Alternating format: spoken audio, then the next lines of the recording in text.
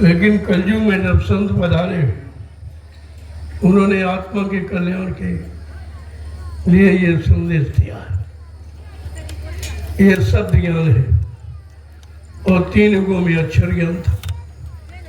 अक्षर मिट जाता, शब्द मिटता नहीं। इसीलिए महापुरुषों ने कहा सब मर जाए, शब्द नहीं मरता। जो कुछ 2 नैनों से देखे, काल भोग सब करता, सब मर जाए, शब्द नहीं। ऐसा वो शब्द है जो अजर अमर है, वो कभी घटता मिटता नहीं है। लेकिन जब तक कोई सद पारखी गुरु जो होवे तो झड़दे में भेद रखा है। शब्द की पारी करने वाला अगर समय का कोई संत सदगुरु मिल जाए तो आपको शब्द का ज्ञान कराएगा। शब्द आत्मा का विषय है और अक्षर मन बुद्धि चित्त इंद्रियों का विषय है।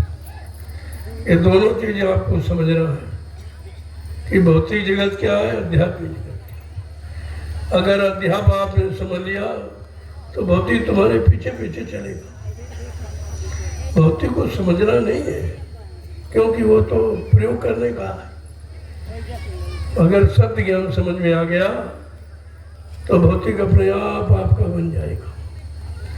भौतिक बनाने की जरूरत नहीं है, लेकिन सद पारखी गुरु सब रता सदगुरु पहचानो।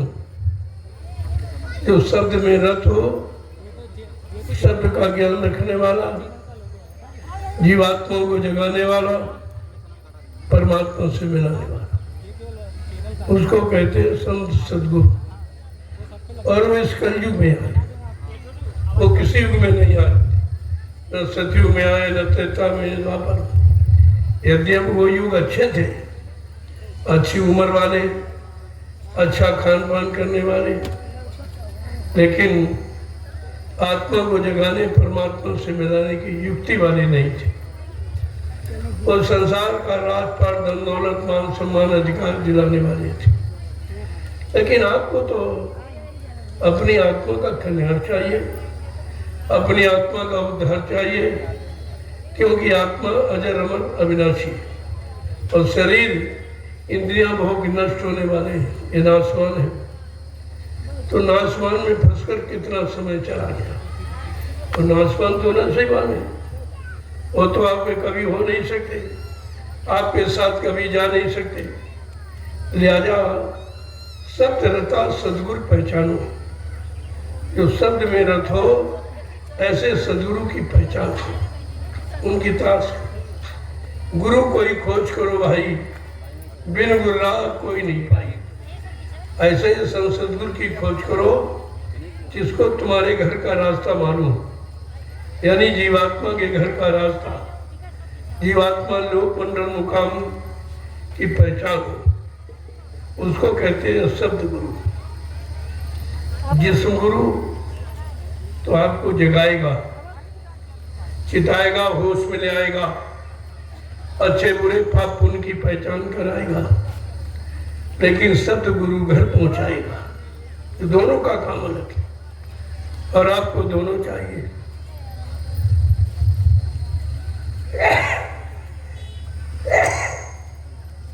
अगर शब्द गुरु मिल गए तो सब कुछ पहचान करा देगा।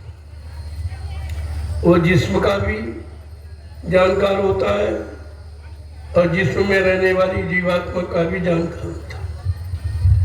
ऐसे जानकार को सतगुरु कहते हैं। अब कलयुग में एक विशेष शब्द और जुड़ गया, उसे अनामी पुरुष कहते हैं। अनामी, जिसका कोई नाम नहीं, और जिस नाम से उसे खुश कर दिया जाए। जैसे आप संसार में पिता तो सबका एक ही है, लेकिन कोई डैडी कहता, कोई पापा कहता, कोई दादा कहता, कोई कुछ कहता, कोई कुछ कहता, लेकिन पिता पिता ही है, उसमें कोई अंतर नहीं है। आपकी भाषा से उसके गुण अलग नहीं होते और रिश्ता अलग नहीं होता। इस तरीके से गुरु, संत और सदगुरु बात तो एक ही है, अलग नहीं है। लेकिन जिसमें तीनों गुण पाए जाए, गुरु का भी भाव, संत का भी भाव और सदगुरु का भाव, जिसमें गुरु संत सदगुरु तीनों भाव, उसे अनामी महाप्रभु कहते हैं। वो अनामी महाप्रभु जब मानव चोला धारण करके मृत्यु मंडल पर आता है और नाम को जगाता, क्योंकि जिस नाम को जगाएगा उसी नाम से जीवात्मा जगेगी, फिर उस नाम का प्रचार कराता है, यानी जानकारी देता है, और उसी नाम से जीवात्माओं को जगाता। फिर नाम का बेड़ा भवसागर में लगाकर जीवात्माओं को घर पहुंचाता है। जो बैठ जाएंगी सवार हो जाएंगे, लेकिन सवार होना बड़ा मुश्किल है, क्योंकि कभी सवार हुई नहीं है, किसी ने बताया भी नहीं है, कोई जानकार ऐसा आया नहीं है, इसलिए बड़ा भ्रम पैदा हो गया। जब 45 करोड़ जीवों को जगाया गया, अब बेचारे भ्रमित हो गए, उनको भ्रमी हो गया कि नहीं ये सच्चे गुरु नहीं है, ये अजर अमर अविनाशी नहीं है, ये मरने वाले हैं। तभी तो आपने भूल भ्रम में कह दिया कि गुरु मर गया। अरे वो मरता नहीं है, ना वो जन्म लेता है ना मरता है, वो अपनी इच्छा से आता है। किसके लिए? काम करने के लिए। और जब तक उसका काम नहीं होगा तब तक उस मृत्यु मंडल से जाता नहीं। तभी उन्होंने कहा भाई हम वो नहीं है, ना मुझे कोई मार सकता, ना मुझे कोई धोखा दे सकता, ना मुझे कोई धन दौलत सामान से खरीद सकता है। मैं अपना काम करने आया हूँ, काम करके ही जाऊंगा। ये परिचय आपको पहले ही दे दिया गया, फिर भी आप भ्रमित हो गए, क्योंकि गुरु का सानिध्य लंबे समय तक नहीं मिला, आप भ्रमित हो गए। इसीलिए कहा भाई वैसे गुरु का दर्शन रोज करो, अगर ऐसा संभव ना हो तो सप्ताह में करो, एक पखवाड़ा यानी 15 दिन में, 1 महीने में, 3 महीने, 6 महीने में, और नहीं तो साल में अवश्य करना चाहिए। अगर साल में भी नहीं करता तो लिखा है कबीर साहब ने, बरस दिवस नहीं कर सके ताको लागे दोष, कहे कबीर ता दास की कभी न हो मोक्ष। उसको कभी मुक्ति नहीं मिलती, क्योंकि मन मोटा हो जाएगा और भोग बढ़ जाएंगे, गंदगी बढ़ जाएगी, पर्दा पड़ जाएगा, फिर आपको कुछ दिखाई नहीं देगा। इसलिए साल में एक बार गुरु दरबार तो आना ही चाहिए। जैसे आप नाते रिश्ते संसार के चलाते हो, अगर लंबे समय तक ना जाओ तो लोग कहते हो तुम तो रिश्ते तोड़ दिया तुमने, तुम कभी आए नहीं। ये तो आत्मिक रिश्ता है, ये तो अपने घर जाने का है। ये गुरु से जो संबंध सदगुरु से किया जाता है वो आत्मा से जोड़ने के लिए, क्योंकि वो आत्मा के जानकार है, आत्मा को जगाने वाले, परमात्मा से मिलाने, उनका एक ही काम ही है। इसीलिए उनको परिचय देना पड़ा, कहीं गुरु में तुम भ्रम न कर दो। मैं वो सांसारिक भौतिक गुरु नहीं हूँ। उन्होंने साफ साफ बताया कि हम आए वही देश से जहाँ तुम्हारा धाम, तुम सबको घर पहुँचाना एक हमारा काम। अब मेरा काम सांसारिक शरीर वाला नहीं है कि राजपाट दिला दे, मान सम्मान दिला दे, धन दौलत दिला दे, पति पत्नी बाल बच्चे दिला दे। कहा भाई मेरा यही काम है, मेरा काम है जीवात्माओं को जगाना और इनको उसके घर पहुंचाना, ताकि उसका आवागमन छूट जाए, काल माया के देश से उसको छुटकारा मिल जाए। इसलिए अब की बार जीवों का बड़ा सौभाग्य है जो आपको समय के सदगुरु मिल गए, और वो भी ऐसा नाम, प्रभु का नाम जगाने वाले। आज तक सृष्टि में जितनी शक्तियाँ आई, जितने संत महापुरुष आए, किसी ने प्रभु नाम नहीं जगाया। सर्वप्रथम कबीरदास आए, उन्होंने साहब नाम जगाया। शिवदयाल सिंह महाराज आए, उन्होंने राधा स्वामी नाम जगाया। गुरु नानक देव जी महाराज आए, उन्होंने वाहे गुरु नाम जगाया। लेकिन बाबा जी ने क्या किया? जय गुरुदेव प्रभु का नाम। ये सारी सत्ता प्रभु की, मृत्यु लोक से लेकर बीच के जितने लोग मंडल मुकाम और आखिर में अनामी धाम, ये पूरे का जानकार, पूरे का मालिक, सर्वेश्वरवा प्रभु है। आज प्रभु स्वयं मानव चोला धारण करके मृत्युलोक मंडल पर आ गए, इसके लिए जीवात्माओं को घर पहुंचाने के लिए। अब आपको ये समझना थोड़ा कठिन है, क्योंकि ऐसी शक्ति कोई आई नहीं कभी।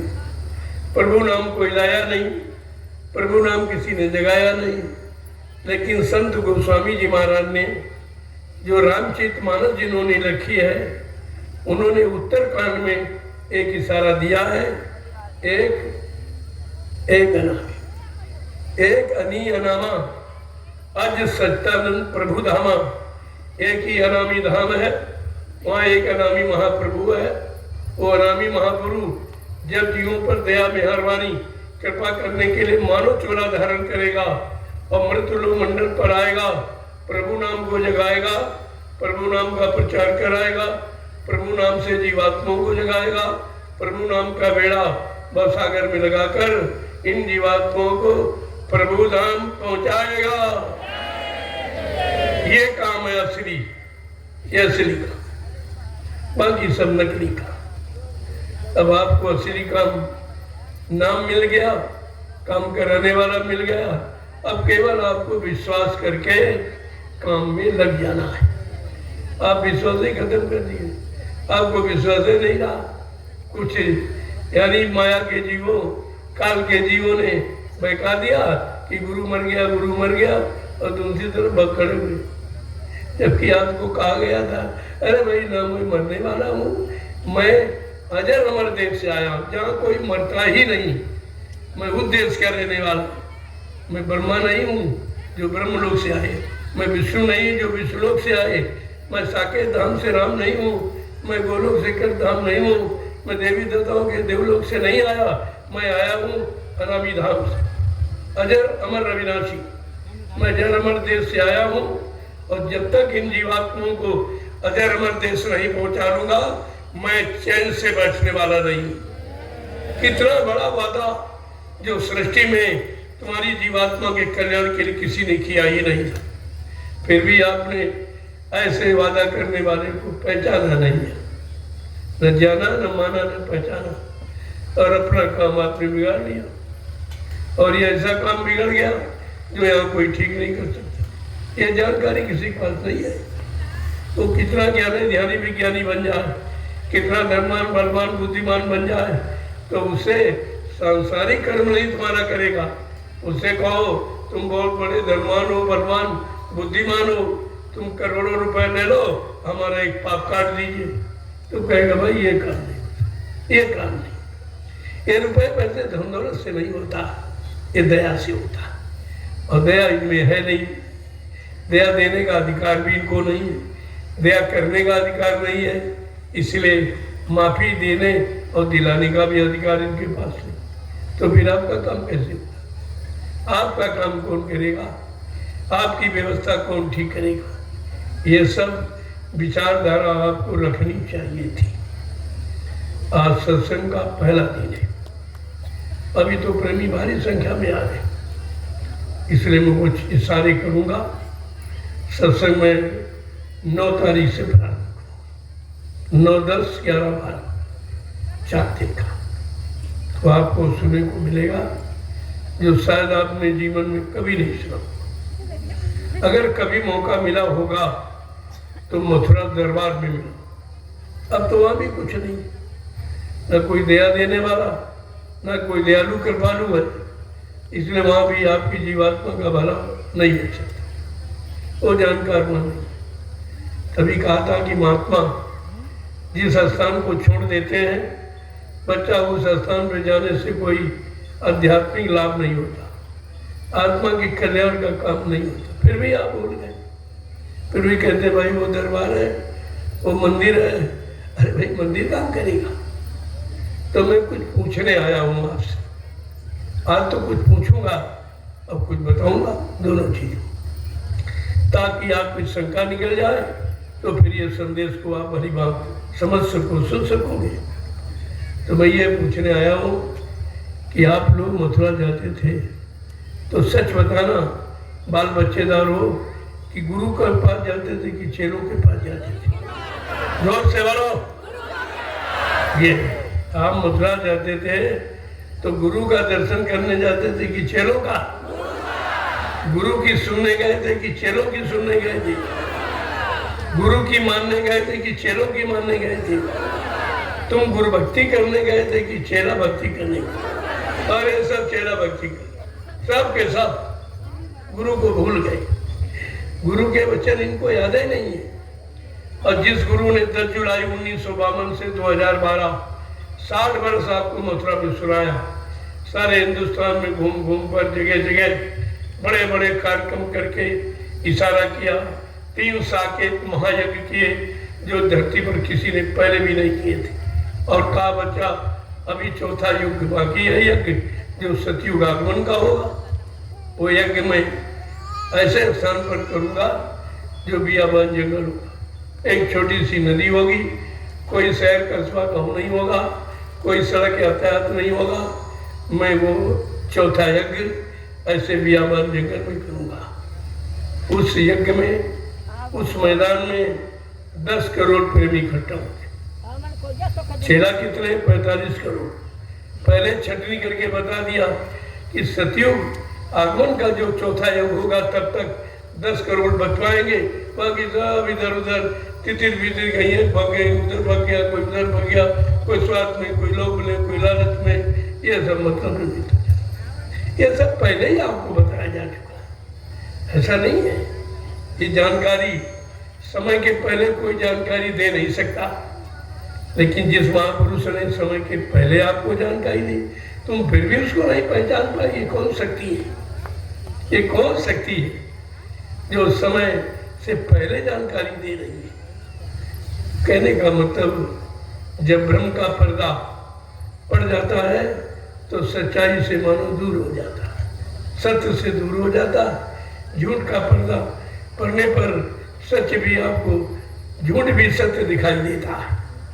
आज यही आपके लिए हुआ है और आप सबके सब भ्रमित हो गए। अब ये भ्रम कैसे दूर होगा? बिन सत्संग न होए मोह भंगा। बिना सत्संग के मोह शंका संदेह बोल भ्रम जाता नहीं है। और सत्संग अभी कलयुग में हो रहा। अन्य युगों में कथा वार्ता सुनाई जाती थी, बीते हुए समय की जानकारी, कीर्तन यानी तन माने शरीर से जो यश किया, काम किया, उसकी गाथा आपको सुनाई जाती थी।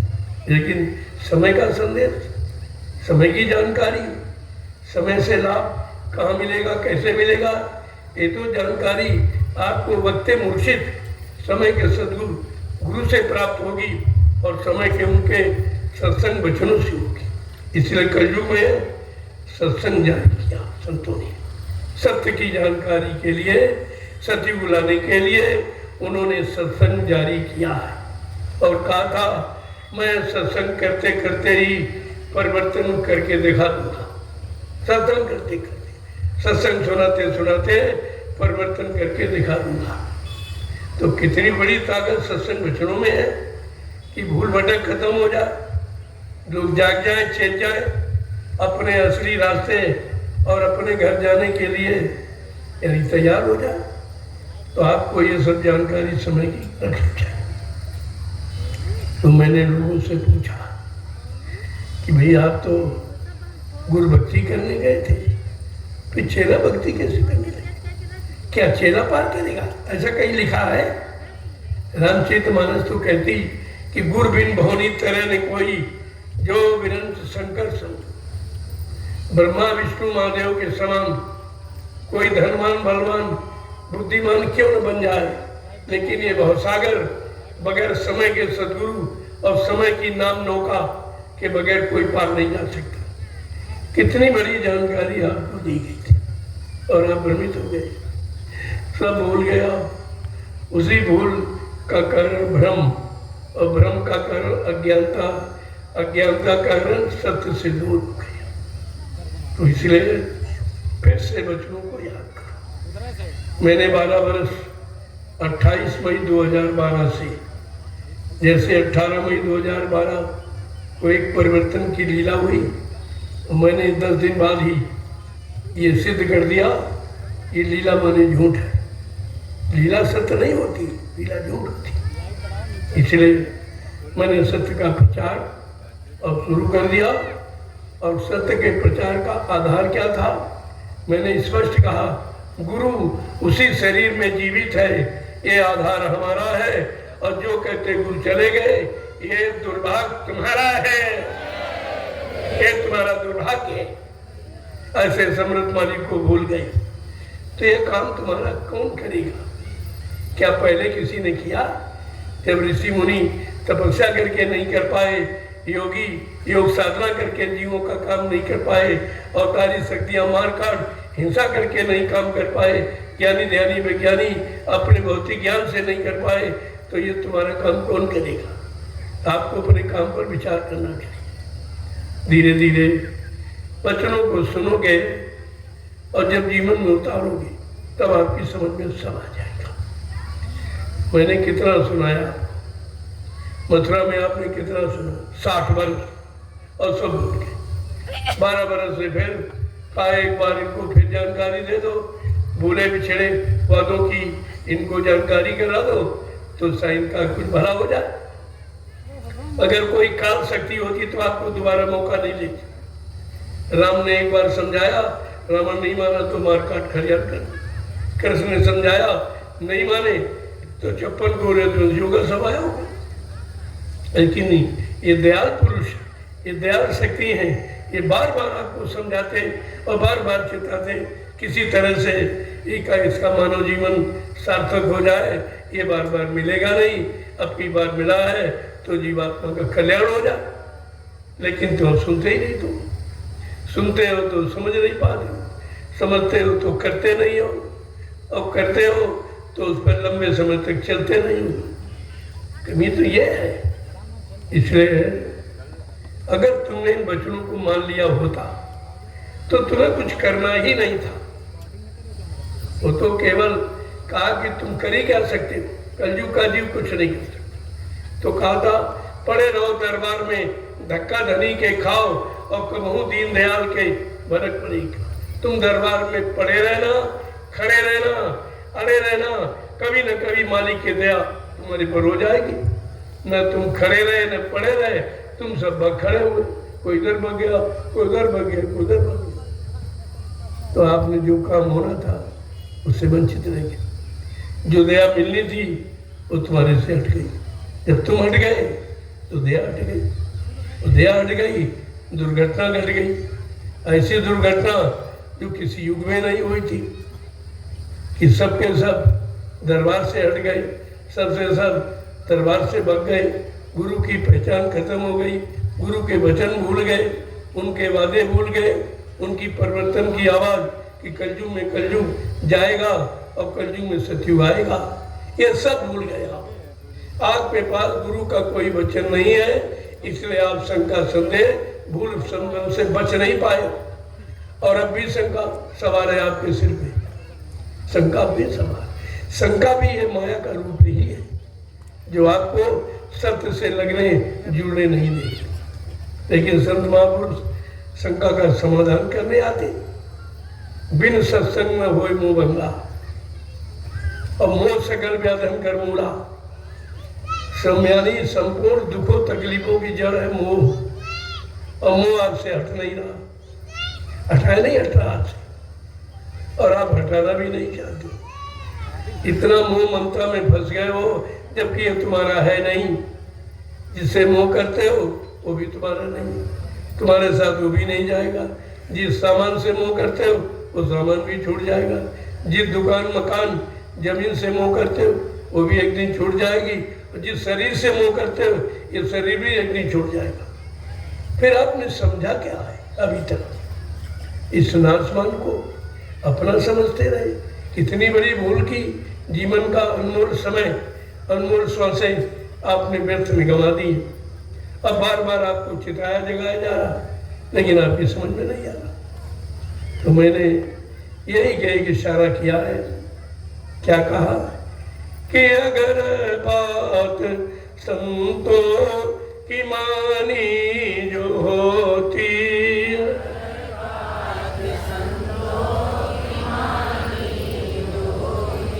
अगर बात संतों कि मानी जो होती,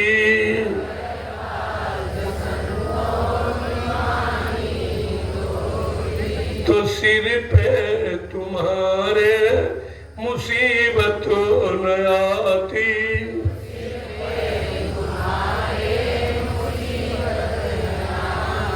अगर बात गुरुजी की मानी जो होती,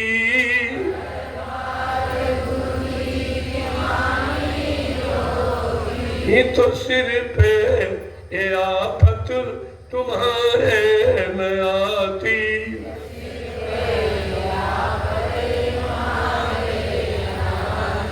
अगर बात मुर्शिद की मानी जो होती,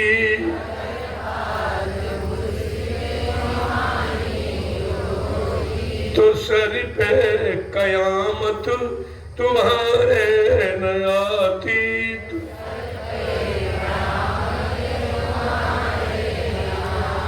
सभी देशवासी ये भाई है अपने,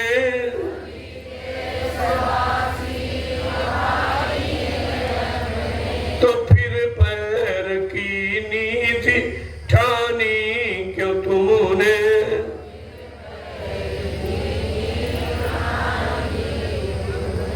दया भाव दिल में तुम्हारे जो होती,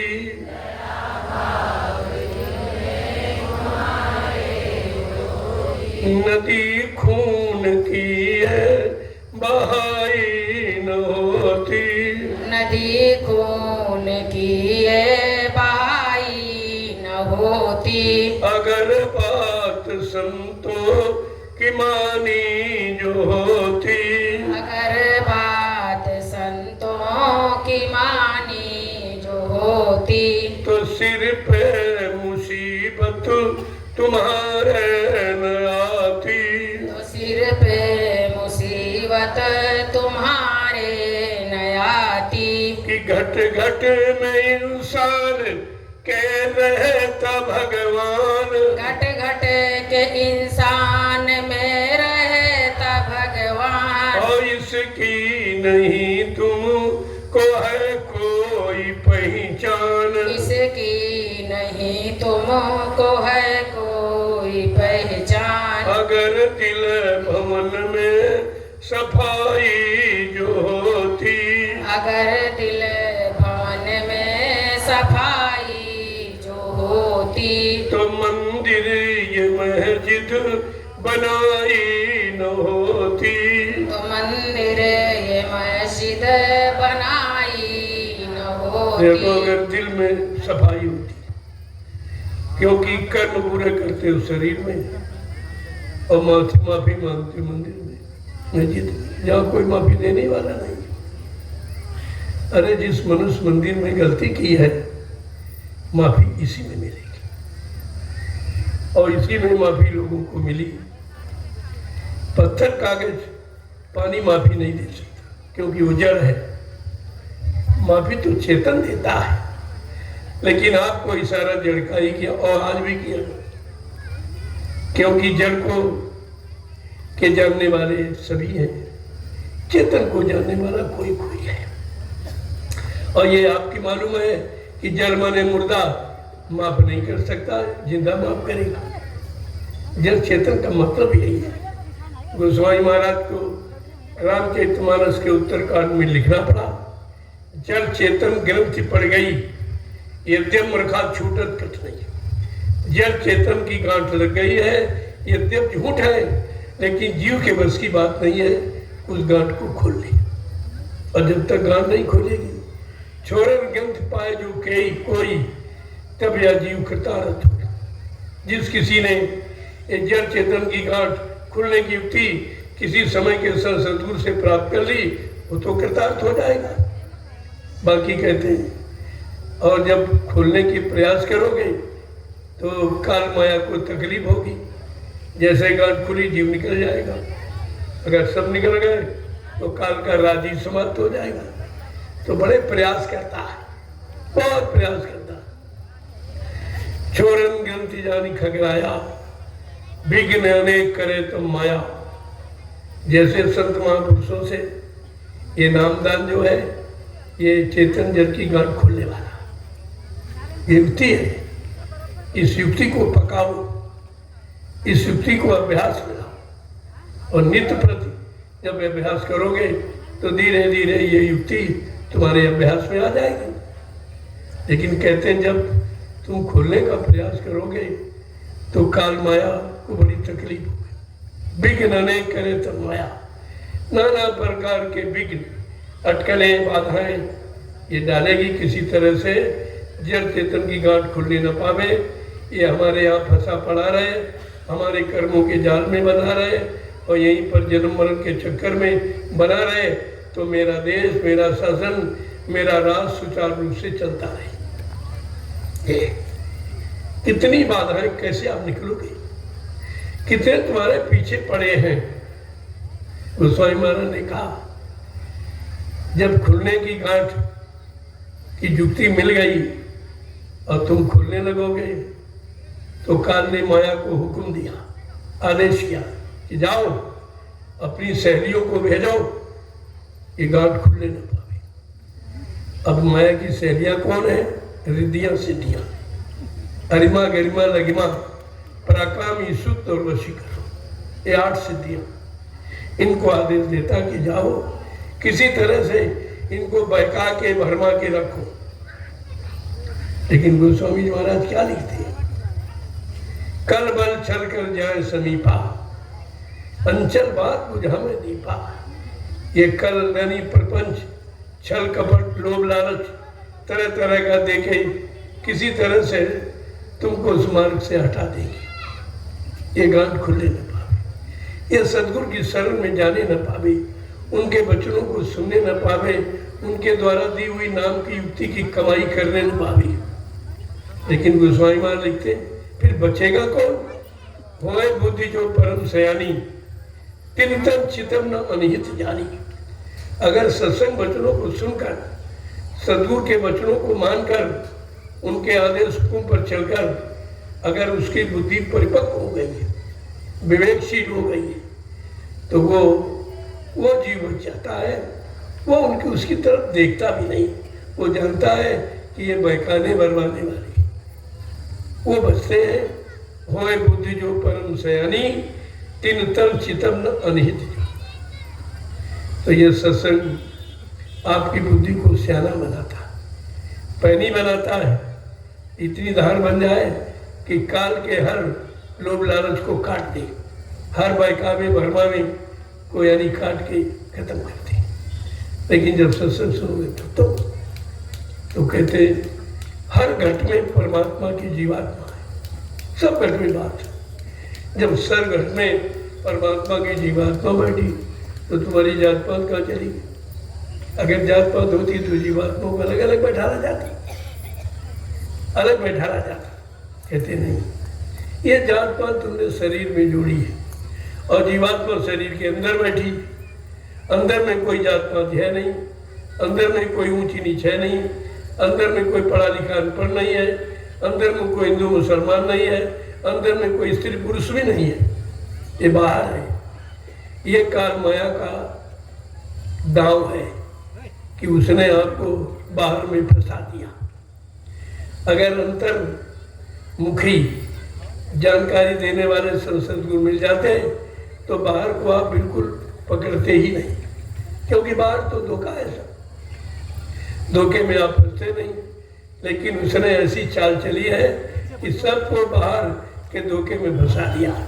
तुम शरीर में फंस गए, शरीर के रंग रूप में फंस गए, शरीर के भोगों में फंस गए, आप शरीर के सामानों में फंस गए और ये नहीं सोचा ये तो शरीर के साथ है, एक दिन शरीर समाप्त हो जाएगा, ये सब मसाला खत्म हो जाएगा। तो तुमने क्या खत्म होने के लिए ऐसा बनाया था? तुमको चाहिए कि वो मसाला, वो सामान तैयार करो जो तुम्हारे साथ चले, साथ साथ चले, तुम्हारे काम आएगा। शरीर तो साथ जाएगा नहीं, क्योंकि शरीर काल का है, दयाल की जीवात्मा है और जीवात्मा के लिए दयाल देश संत महापुरुष आते हैं, इसलिए उनके यहाँ जीवात्मा का ही संदेश और कोई संदेश। अब किस तरह से आप फंसने वाले हो या फंस जाओगे, तो उससे आपको थोड़ा अलग करना चाहते हैं, इसलिए तुम्हारे साथ वो युक्ति अपनाते हैं जिससे तुम काम में, क्रोध में, लोभ में, मोह में, जो काल का सबसे जबरदस्त जाल है, आप इसमें फंस न पाओ। लेकिन तुम्हारी समझ में कुछ नहीं आता। कहते हैं कि घट घट में इंसान के रहता भगवान, के इंसान में रहता भगवान, और इसकी नहीं तुमको है कोई पहचान, इसकी नहीं तुमको है कोई पहचान। अगर दिल भवन में सफाई जो होती, अगर दिल भवन में सफाई जो होती, ये तो मंदिर ये मस्जिद बनाई न होती, तो मंदिर ये मस्जिद बनाई न होती। अगर बात संतों की मानी जो होती, अगर बात संतों की मानी जो होती, तो सिर पे ये आफत तुम्हारे न आती, तो सिर पे ये आफत तुम्हारे न आती। सभी धर्म ग्रंथों का है एक कहना, सभी धर्म ग्रंथों का है एक कहना, सभी धर्म ग्रंथों का है एक कहना, सभी धर्म ग्रंथों का है एक कहना, बनो शाकाहारी सदाचारी रहना, बनो शाकाहारी सदाचारी रहना। अगर मुर्गा बकरी ये खाई न होती, अगर मुर्गा बकरी खाई न होती, तो दिल में तुम्हारे बुराई न होती, तो दिल में तुम्हारे बुराई न होती। अगर बात गुरुजी की मानी जो होती, अगर बात गुरुजी की मानी जो होती, तो सिर पे ये आफत तुम्हारे न आती, तो सिर पे ये आफत तुम्हारे न ये आती। सब गंदे खान पान की लड़ाई, गंदे खान पान। जब इंसान पैदा होता है, चाहे हिंदू घर में हो बच्चा, चाहे मुसलमान, किसी को हम जाति में हो, आप रोज देखते हो कि अम्मा ने अपने बच्चों को मुर्गा खिलाया कि अंडा खिलाया कि शराब पिलाई। हर माँ ने अपने बच्चों को अपना दूध पिलाया। ये दूध शुद्ध शाकाहार है, और दूध से संबंधित जितने भी आहार है वो शाकाहार है। अगर ये सब आप इस्तेमाल करते रहते तो आज मुसीबत का तो प्रश्न ही नहीं था। कोई मुसीबत, कोई दुख तकलीफ, क्योंकि जैसा करो आहार वैसे बने विचार, जैसा खाओ अन्न वैसा बने तन मन, जैसा पीवो पानी वैसी होगी वाणी। हमारे धार्मिक मुल्क मजहबी धरती का नियम है कि जैसा खान पान करोगे वैसे बुद्धि बनेगी, वैसे विचार बनेंगे, वैसे कर्म करोगे वैसा ही फल आपको मिलेगा। और ये शिक्षा जो सनातन है ऋषि मुनि महात्माओं की, लेकिन आज कलयुग में कोई मंदिर, कोई मस्जिद, कोई गिरजाघर, गुरुद्वारा इस संदेश को नहीं प्रसारित किया। साकार का संदेश कोई नहीं थी, जबकि मूल है यही आधार है, यही जगह। कहीं से आवाज आपको नहीं मिली है, और कोई तीर्थ मूर्त से ये आवाज नहीं मिली। कोई रामायण, गीता, भागवत, पुराण, कुरान बांटने वाले, कथा वार्ता करने वाले, उन्होंने भी आवाज नहीं निकाली। ये आवाज केवल नैमिषारण्य की पावन पवित्र भूमि से आपको दी जा रही है। इसको आप समझिए। पहले जो काम कहीं से किसी ने नहीं किया, वो काम आज 88 ऋषियों की तपोभूमि नैमिषारण्य से हो रहा है। आपको विचार करना चाहिए इस पर कि भूमि कितनी पवित्र है। कितनी जनहितकारी कल्याणकारी है, जो हमारे सच्चे मानव खान पान की जानकारी दे रही है, हमारे सच्चे मानव कर्मों को करने की जानकारी दे रही है, हमारा मानव धर्म क्या है, हमारी मानव जाति क्या है, हमारे यानी इसकी पूरी जानकारी आपको यहाँ से मिलती है। बाकी दुनिया में कहीं चले, कोई मिशन, कोई राजनीतिक दल, कोई प्रधानमंत्री, मुख्यमंत्री, राष्ट्रपति के मुंह से ये आवाज नहीं निकली है, ये धार्मिक देश है भारत, आप लोग शाकाहारी हो जाओ। न राजा ने प्रचार कराया न प्रजा को मालूम, यथा राजा तथा प्रजा, धर्मी राजा धर्मी प्रजा। अगर राजा धार्मिक होगा तो धर्म का प्रचार करेगा, सबको धार्मिक बनाएगा और सबको मानव जीवन का लाभ दिलाएगा। लेकिन राजा ही ऐसा है, वो भी नहीं कुछ कहता और कोई धर्म स्थलों से भी आवाज नहीं निकली, कोई नहीं कहता। केवल मैंने कहा है कि अगर सच्ची सुख शांति पाना है तो आप लोग शाकाहारी हो जाओ, और शाकाहारी बनने में कोई खर्चा नहीं, कोई एक पैसा नहीं, बल्कि तुम्हारे धन की बचत है। जो मांसाहार शराब कबाब में आप अपनी धन कमाई बर्बाद करते हो तो आपकी बचाए, बाल बच्चों की पढ़ाई लिखाई काम आवे, उनके शादी ब्याह में काम आवे, घर मकान बनाने में काम आवे। महात्मा सब तरफ से तुम्हारी मदद करना चाहते हैं, लेकिन दुनिया ऐसी बावरी, कोई गाहक न बतियाए, अच्छी सच्ची बात कोई सुनने ही वाला नहीं है। ये है कलयुग। कलयुग में लिखा विनाश, विनाश, विनाश का आधार गंदा खान पान, गंदे कर्म, ये विनाश के आधार है। और बड़ी तेजी से राजा की तरफ से कोई पाबंदी नहीं, वो भी नहीं कहता नहीं भाई ये हिंसा और हत्या ये धार्मिक भूमि का कर्म नहीं है, ये भारत जैसी धार्मिक भूमि का कर्म नहीं है, ये भगवान श्री राम की कर्म भूमि का ये सिद्धांत नहीं है, और कृष्ण के धर्म भूमि का ये सिद्धांत नहीं है, संत महात्मा फकीरों की योग भूमि का ये सिद्धांत नहीं, कोई नहीं कहना। ये सब क्या है? इसीलिए धर्म शास्त्रों को कहना पड़ा, विनाश काले विपरीत बुद्धि। जब जिनका विनाश होने को होता है उनकी बुद्धियां विपरीत दिशा की तरफ जाती, वो किसी अच्छी सच्ची बात को मानने को तैयार है नहीं। क्यों? उनके पाप का घड़ा भर गया। जब हिरण्यकशिप राजा था, उसका पाप का घड़ा भर गया तो अपने भक्त प्रहलाद की अच्छी सच्ची बात मानने के लिए तैयार है नहीं मान, बल्कि उसको और दंड देने लगा उल्टा, तो उसका विनाश हो गया।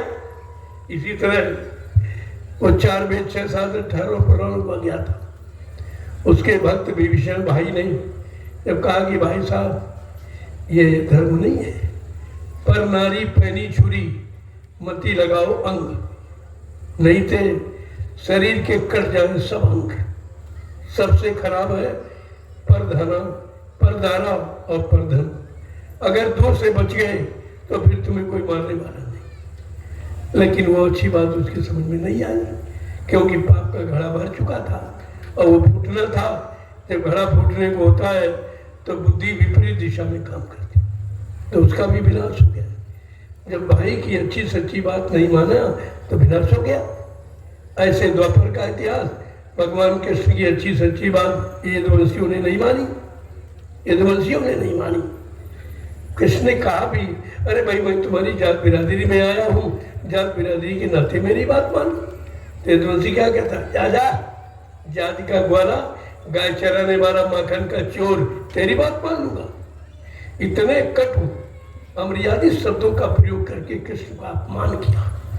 तो कृष्ण बेचारे लाचार हो गए, मजबूर हो गए, तो उनको एक 18 दिन का नाटक, एक लीला, एक खेल खेलना पड़ा, जिसको आप कहते हो महाभारत। 56 करोड़ का सफाया, 56 करोड़ का सफाया।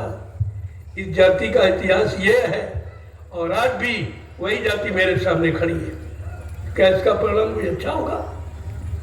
इसका परिणाम क्या अच्छा होगा? आप उस पर विचार कीजिए। पिछला इतिहास क्या कहता, मैं नहीं कहता, मैं तो इतिहास को दोहराता हूँ कि अब भी जाग जाओ, पिछले इतिहास से, भूतकाल से अपने भविष्य को बना लो तो तुम्हारा काम हो जाएगा। ये इतिहास इसीलिए लिखा जाता है कि अपने वर्तमान को संभालो वर्तमान को सुधारो।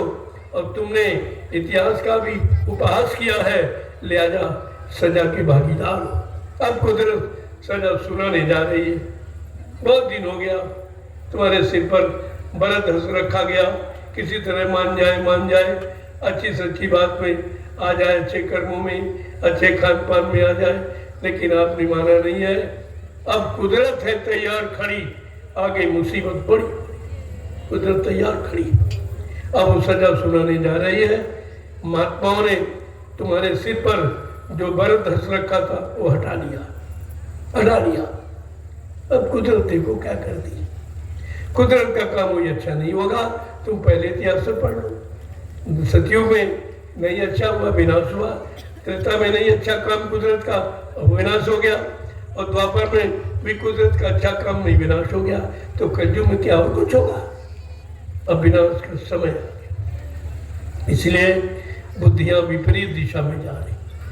महात्मा कितना प्रयास कर रहे, कितनी हमदर्दी तुम्हारे साथ कि रोज आपको बुरे कर्मों से, बुरे खान पान से बचने का संदेश दे रहे हैं, जिससे तुम्हारा मानव जीवन, तुम्हारा पारिवारिक जीवन, तुम्हारा सामाजिक जीवन किसी तरह से भी खराब न होने पाए। वो तो इसलिए संदेश आपको दे रहे, लेकिन तुम सुनते कहाँ, तुम सोचते नहीं हो। अब आप तैयार रहिए, कुदरत की मार को सह सकोगे। पहले भी तुम सहन, तुम्हारे अंदर शक्ति है, कुदरत की मार सह सकोगे। एक धक्का भी नहीं बन सकता। जब रावण नहीं सह पाया, कितना बड़ा धर्मान बलवान बुद्धिमान था, जिसके लिए लिखा भूते न भविष्यते, उत्तम कुलस्थ करना थी, शिव विरंची पूजे वो भाती, जिसने ब्रह्मा विष्णु महादेव को अपनी साधना आराधना से खुश कर लिया, लेकिन समय की मार से बच नहीं पाया, कुदरत की मार से नहीं बच पाया। इसलिए प्रेमियों, बुरे कर्मों की सजा बड़ी दर्दनाक होती। आपको उस बुरे कर्म की सजा से संत महात्मा बचाना चाहते हैं, इसलिए दिन रात मेहनत करके तुमको वही संदेश देते हैं जिससे तुम्हारे मानव जीवन की सुरक्षा हो। लेकिन कितने लोगों ने माना? 10 जुलाई 1952 से मथुरा में जगह जगह हिंदुस्तान में घूम कर आपको संदेश दिया गया तुम्हारे बचने का। जब तुम भूल गए, भ्रमित हो गए, कहा एक बार फिर मौका दे दो। तभी 28 मई 2012 से, यानी 12 वर्ष लगातार फिर आपको तुम्हारे भूले बिछड़े बच्चों की याद दिलाने के लिए समय दिया गया। फिर भी आपने कुछ माना नहीं, सुना नहीं, तो कहा भाई ऐसे मानने वाले नहीं है, ये मतलब यानी कुदरत की मार से मानने वाले हैं। तो महात्माओं ने, संतों ने अपना हाथ हटा लिया। अब देखो कुदरत क्या करती है, इस पर विचार कीजिए। जय गुरुदेव, जय गुरुदेव, जय गुरुदेव,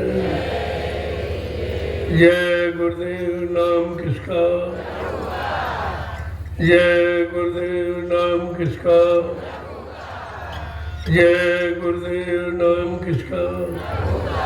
प्रभु का प्यारा नाम। प्रेमियों, सब जगह तो नाम का प्रचार, लेकिन जंगलों में कोई नहीं आया। जंगल में पेड़ पौधे, इनमें भी जीवात्मा, इनका भी कल्याण होना चाहिए, इनकी भी योनि बदलनी चाहिए। इसलिए मैंने इस जंगल का चुनाव किया है और समय के जगह प्रभु नाम की आवाज़ इनके कान तक पहुंचा रहा हूँ कि किसी तरह इनकी योनि बदल जाए। बहुत दिन स्थावर मतलब यानी योनि में खड़े खड़े कितने दिन बीत गए, आज तक घर नहीं पहुंची इनकी आत्मा। इसलिए मैंने इस जंगल का चुनाव किया। इन पेड़ पौधों को आप नहीं सुनोगे, मत सुनो, मैं पेड़ पौधों को सुना दूंगा। मैं पेड़ पौधों को, और ये घूस नहीं रहते, ये रिश्वत नहीं लेते, इनका खान पान नहीं खराब, इनके कर्म खराब नहीं, लिहाजा इनका परिवर्तन हो जाएगा, इनकी योनि बदल जाएगी। ऐसा नहीं है कोई भ्रम भूल भर में मैं यहाँ आया हूँ। मैं इसी स्थावर योनि में जो बेचारे पेड़ कितने युगों से खड़े हैं, इनको मौका नहीं मिला, क्योंकि जब तक समय का नाम नहीं होगा, इनका काम नहीं होगा। आज समय के जय गुरुदेव नाम प्रभु का है, प्रभु का नाम इनके कानों तक पहुंचाने के लिए मैंने इस भूमि का चुनाव किया है और आपको ले आया हूँ कि आप भी आवाज लगा दो। जहां तक आवाज जाएगी इन जीवों का कल्याण हो जाएगा। नाम ले भव सिंधु सुखाही, नाम लेने से भवसागर सूख जाता। और कहते करो विचार सुजन मन माही, ऐ सज्जनों तुम मन में विचार करो वो कौन सा समय का नाम है जिसके नाम लेने से भवसागर सूख जाता। ये बात समझनी चाहिए आप। लेकिन समझोगे कैसे? जब सत्संगों में आओगे वो भी सेवा भाव से। ये मैंने परमार्थी संधान सेवा क्यों रखी? इससे आपका मन साफ होगा, इससे तन साफ होगा और इस पर गंदगी जो लदी है कई जन्मों की वो धीरे धीरे उतर जाएगी। इसलिए मैंने परमार्थी संधान सेवा का आधार रखा है, जिसको हिंदुस्तान का विश्व में देखकर कोई नहीं समझ पा रहा। यहाँ गांव के कितने लोग आसपास गांव बसे, लेकिन ये जानता कोई नहीं, उनकी समझ में नहीं है सब क्या हो रहा। ये नहीं बेचारे नहीं सोच पाए कि कहाँ कहाँ के लोग देश विदेश के और तमाम प्रांतों से हजारों रुपए किराया भाड़ा खर्च करके यहाँ मिट्टी ढो रहे हैं, यहाँ जंगल झाड़ी काट रहे हैं। क्या बात है? लेकिन ये सोचेंगे कैसे? इनके पास बुद्धि नहीं है, इनकी बुद्धि खराब हो गई। गंदा खान पान करके बुद्धि का संतुलन समाप्त हो गया। अब बुद्धि अच्छे कामों में निर्णय नहीं ले पा रही है और देख रहे हैं लेकिन देख कर भी नहीं जान पा रहे, सुन रहे संदेश फिर भी नहीं समझ पा रहे, मैं निमंत्रण देता हूँ फिर भी नहीं आ रहे। तो इसका मतलब क्या है? विनाश काले विपरीत बुद्धि। अब इनका विनाश होना है, इसलिए कोई सच्ची अच्छी बात इनकी समझ में नहीं आई। लेकिन मैं अपने फर्ज से हमेशा था, मैंने सबको निमंत्रण दिया, क्योंकि मेरे पास कोई भेदभाव नहीं है, मेरे पास कोई किसी का नुकसान करने की भावना नहीं है। मैं जनहित जन कल्याण के लिए आया हूँ और उसी काम में लगा हूँ। आप समझ लो आपको जल्दी लाभ हो जाए, नहीं दूर दराज के लोग आ रहे हैं, लाभ लेके जा रहे हैं और तुम चिराग के नीचे अंधेरा उसी तरह बैठे रहोगे, नहीं पा सकते। नहीं मिला, कभी नहीं मिला, कभी नहीं मिल पाया। इसलिए समय की चीज को समय से ले लो, ये बुद्धिमानी होगी। जय गुरुदेव। जय गुरुदेव। अब आप लोग खड़े हो जाओ जरा, अभी नहीं खड़े हो पाए। बताओ जब खड़े नहीं हो पाए तो चलोगे कहाँ? और चलोगे नहीं तो अपने घर पहुंचोगे कहाँ? इतना छोटा काम अभी तुम्हारी समझ में नहीं आ रहा तो तुम बड़ा काम कैसे करोगे? हमारा खड़ा होने करने का इशारा यह है, सो तो रोज ही खड़े होते। हमारा खड़ा होने का मतलब अच्छे सच्चे काम के लिए आप खड़े हो जाओ। अब इतिहास बनने जा रहा, इतिहास में आपका नाम हो जाओ। नहीं बाद में कहोगे हम बहुत पहले से जुड़े थे, आते जाते हमारा नाम क्यों नहीं आया? नाम उसका जो काम करता है, जो काम नहीं करता उसका नाम नहीं होता। ये चीज आपको समझनी चाहिए। और मैंने इसलिए इतना छोटा सरल काम रखा है जो हर व्यक्ति कर सकता, ना कोई पैसा खर्च करना, ना कोई सामान देना, कुछ नहीं, क्योंकि बुरे कर्मों का बोझा तुम्हारे सिर पे लगा है। जब तक सिर पर कोई परमार्थी कर्म का आदेश नहीं ला दोगे तब तक पिछले जन्मों का कूड़ा कचरा नहीं उतरेगा। इसलिए जो मिट्टी आप सिर पे रखते हो ये मिट्टी नहीं है, ये मिट्टी नहीं है। ये शरीर भी एक दिन मिट्टी हो जाएगा। शरीर को मिट्टी से मिलने से पहले अगर मिट्टी द्वारा सार्थक हो जाए तो इससे सरल उपाय कोई नहीं। और ये वो मिट्टी है जहां डाल दोगे वहीं प्रेमी बैठकर भजन करेगा, सेवा करेगा, सत्संग सुनेगा, भंडारा चलाकर कितने लाख लोगों को भोजन देगा।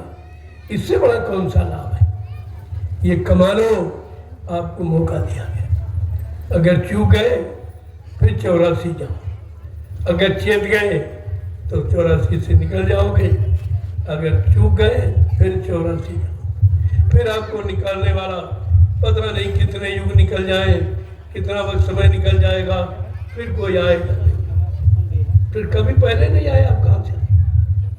जब सतयुग त्रेता द्वापर में नहीं आए संत महापुरुष निकालने वाले, घर पहुंचाने वाले, अब कहाँ से आ गए? और जब आए हैं तब आप समझ नहीं पा रहे। यही जीवों का दुर्भाग्य है कि बेचारे एक तो अच्छे सच्चे काम कराने वाले कोई मिले नहीं, जो मिले वो शरीर इंद्रियों के काम कराने वाले, राज है, पाठ है, धन है, दौलत है, औरत है, पति है, बच्चा है, ये तो आपको दिला देंगे सब। लेकिन परमात्मा की प्राप्ति, मानव जीवन को सार्थक, ये कौन बनाएगा? उन्होंने लिख बताया कि सुत दारा और लक्ष्मी पापी के घर हो। सुत माने बेटा, दारा माने स्त्री पति, ये पापियों सबके पास है। लेकिन संत दर्श, हरि कथा, गोस्वामी दुर्लभ। संतों का दर्शन, हरि कथा का मतलब किस्सा कहानी पढ़ना बचना नहीं, हरि की था गहराई कहाँ है, कैसे हरि मिलेंगे, वो किस युक्ति से मिलेंगे, वो युक्ति किनके पास है। अब आप कथा कहानी का मतलब ही नहीं जानते। कहानी का मतलब कहाँ है नींव, उस मालिक को पाने की, और कितनी था है उस परमात्मा से मिलने की। कहानी और कथा का मतलब ही है। और तुम्हारी कागज बचना और कागज सुनाना, और जिससे कोई काम भी नहीं होना, और तमाम खर्चा, सुनाने का खर्चा इतना, देने लेने का कुछ नहीं, सुनाने का। और यहाँ दिया जा रहा, कोई खर्चा नहीं आपसे लिया जा रहा, कोई पैसा। क्यों? ये खर्चे का काम है, ये रुपए पैसे से काम नहीं होगा। ये कर्मों की अदायगी इस सेवा से जाएगी। इसलिए कहा सबसे सेवक धर्म कठोरा, और सिर बल चले धर्म समोरा। सबसे कठिन है सेवा, और सेवा आप कर नहीं सकते। जिन पर काल सवार है वो बेचारे शर्म करते, बुरे कर्म करने में शर्म नहीं किया, पाप कर्म करने में शर्म नहीं किया, और रोजी करते हो, अभी नहीं छूटा, लेकिन अच्छे सच्चे काम में शर्म करते हो। महापुरुषों ने कहा, अरे अच्छे काम में जिन्होंने की शर्म, उनके फूटे कर्म। उन्होंने अपने यानी भाग्य पर पत्थर गिरा दिया। आज कितना मौका है, लेकिन कभी अच्छे साफ कपड़े सेवा से रोक देंगे, कह रहे हमारे कपड़े गंदे हो जाएंगे, भाई कह रहे लोग क्या कहेंगे। अरे जो किए बैठे उसमें वो जमराजा क्या करेगा, ये मालूम है? कितनी मार लगाएगा, घसीट कर ले जाएगा, कितने बुरे नरकों में डालेगा, उस अपमान की खबर नहीं है। और यहाँ संतों की शरण में आ गए, अपने पाप कर्मों को उतारने के लिए शर्म करते हो आप। यही जीव का दुर्भाग्य है, सब कुछ होते हुए भी बेचारा सच्चाई अच्छाई से बहुत दूर बैठा। जय गुरुदेव। देखो आश्रम की मर्यादा और गुरु की मर्यादा है, और तुम्हारे शिष्य बनने की भी मर्यादा। इन मर्यादों को ध्यान में रखो। गुरु दरबार में अगर किसी काम को तुमने ठाना, उसे पूरा करो। क्यों? कोई न कोई कारण है इसमें, किसी न किसी कर्म की अदायगी है, इसीलिए संबंध जोड़ा जाता। ये शादी ब्याह जो है, ये कर्मों की अदायगी का एक आधार है, ये लेन देन है, कर्म कर्जा उतारने का तरीका। उससे कर्म कर्जा उतरेगा, फिर उससे बच्चे पैदा होंगे, उनका भी लेन देन है। जिनका लेन देन है वही तुम्हारे परिवार में आएगी। कोई बेटा बन के आया, कोई बेटी बन के आया, कोई माँ बाप बन के आए, कोई पत्नी बन के आए, कोई अचानक आपके दरवाजे आ गया, वो भी आपका कर्जा वो भी लेके जाएगा। इसलिए कर्मों का बड़ा पेचीदा ये मामला है, बड़ा कठिन है, इसको कोई जानता नहीं संत महापुरुषों के सिवा। उनके संतों के लिए लिखा है, संत लेख पर मेख मारे, वो कर्म को विधान को बदल देते हैं। उनके पास युक्ति है, और युक्ति ये मुक्ति का कारण होता है। वो तुम्हारे बुरे से बुरे, पाप से पाप कर्म को मिटा देंगे, लेकिन उनका आधार है सेवा। तो आपने कोई संकल्प लिया है, गुरु दरबार की महिमा है, तुम्हारी भी महिमा होनी चाहिए। अगर यहाँ का संकल्प आपका नहीं पूरा हुआ तो तमाम जन्मों के कर्म के बोझे को आप लाद के चले जाओ, फिर कभी उतरेगा नहीं। इसका बराबर ध्यान रखिए। यहाँ जो भी संबंध होता है वो तुम्हारा जाति पाति से नहीं होता है, वो कर्मों की अदायगी के लिए होता है। तुम्हारा लेन देन है जिनसे, उन्हीं से संबंध होगा और वही तुम्हारे कर्म कर्जा उतारने का कारण बन जाएगा। लेकिन संत महापुरुष के समक्ष अगर कोई काम होगा तो फलीभूत होता है। जितने भी संस्कार हैं आप, वैसे 16 संस्कार, लेकिन 5 संस्कार आपको बताएंगे। जन्म संस्कार, मुंडन संस्कार, नामकरण संस्कार, यज्ञोपवीत संस्कार, पाणी ग्रहण संस्कार और मृत्यु संस्कार, इतने का जिक्र है। तो कहा ये सब कहाँ से भलीभूत होंगे?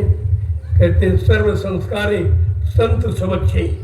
अगर संत के समक्ष में ये संस्कार आपके अगर संपन्न होते हैं तो तुम्हारे सभी कर्मों की अदायगी होती है। ये चीज है, इसलिए इस दरबार में विधान रखा गया। बाकी कोई संबंध नहीं होता है, संबंध है कर्मों के लेन देन का, और कोई संबंध नहीं। शारीरिक कर्म है तो शरीर का लेन देन है, और बाल बच्चों का कर्म कर जा तो बाल बच्चे होंगे आपके, और परिवार के सदस्यों का, नाते रिश्तेदार जो परिवार से जुड़े, इन सब का लेन देन है।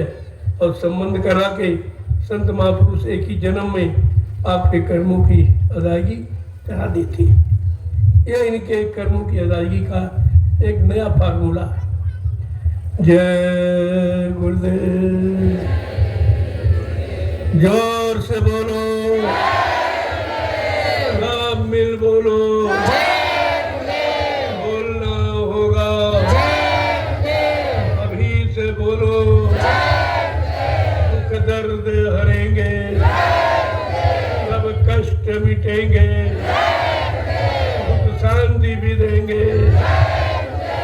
सबके दाता, सबके मालिक, प्रेम से बोलो। ये नाम नहीं इंसान का, ये काम नहीं इंसान का। आप जितनी बार प्रभु का नाम लोगे उतनी बार प्रभु को याद करो। इसीलिए आपस में मिलो, जय गुरुदेव प्रभु नाम, तो तुम्हारा सुमिरन जारी रहेगा। बिना लिए, बिना इच्छा किए आप नाम लेते, अजपा जा भाई कि जो मिल गया। अब है जय गुरुदेव नाम प्रभु का, जय गुरुदेव नाम पूरा नाम। जय गुरुदेव तो सभी गुरु भक्त बोलते, लेकिन तुम्हारा जय गुरुदेव बोलना प्रभु से संबोधन है, प्रभु की तरफ इशारा है, प्रभु की मर्यादा है, प्रभु का सम्मान है। इसलिए जय गुरुदेव नाम प्रभु का पूरा बोला करो। जय गुरुदेव। देखो अभी भारी संख्या में लोग चले आ रहे हैं, अब जिसके पास जैसा समय मिलेगा आएगा।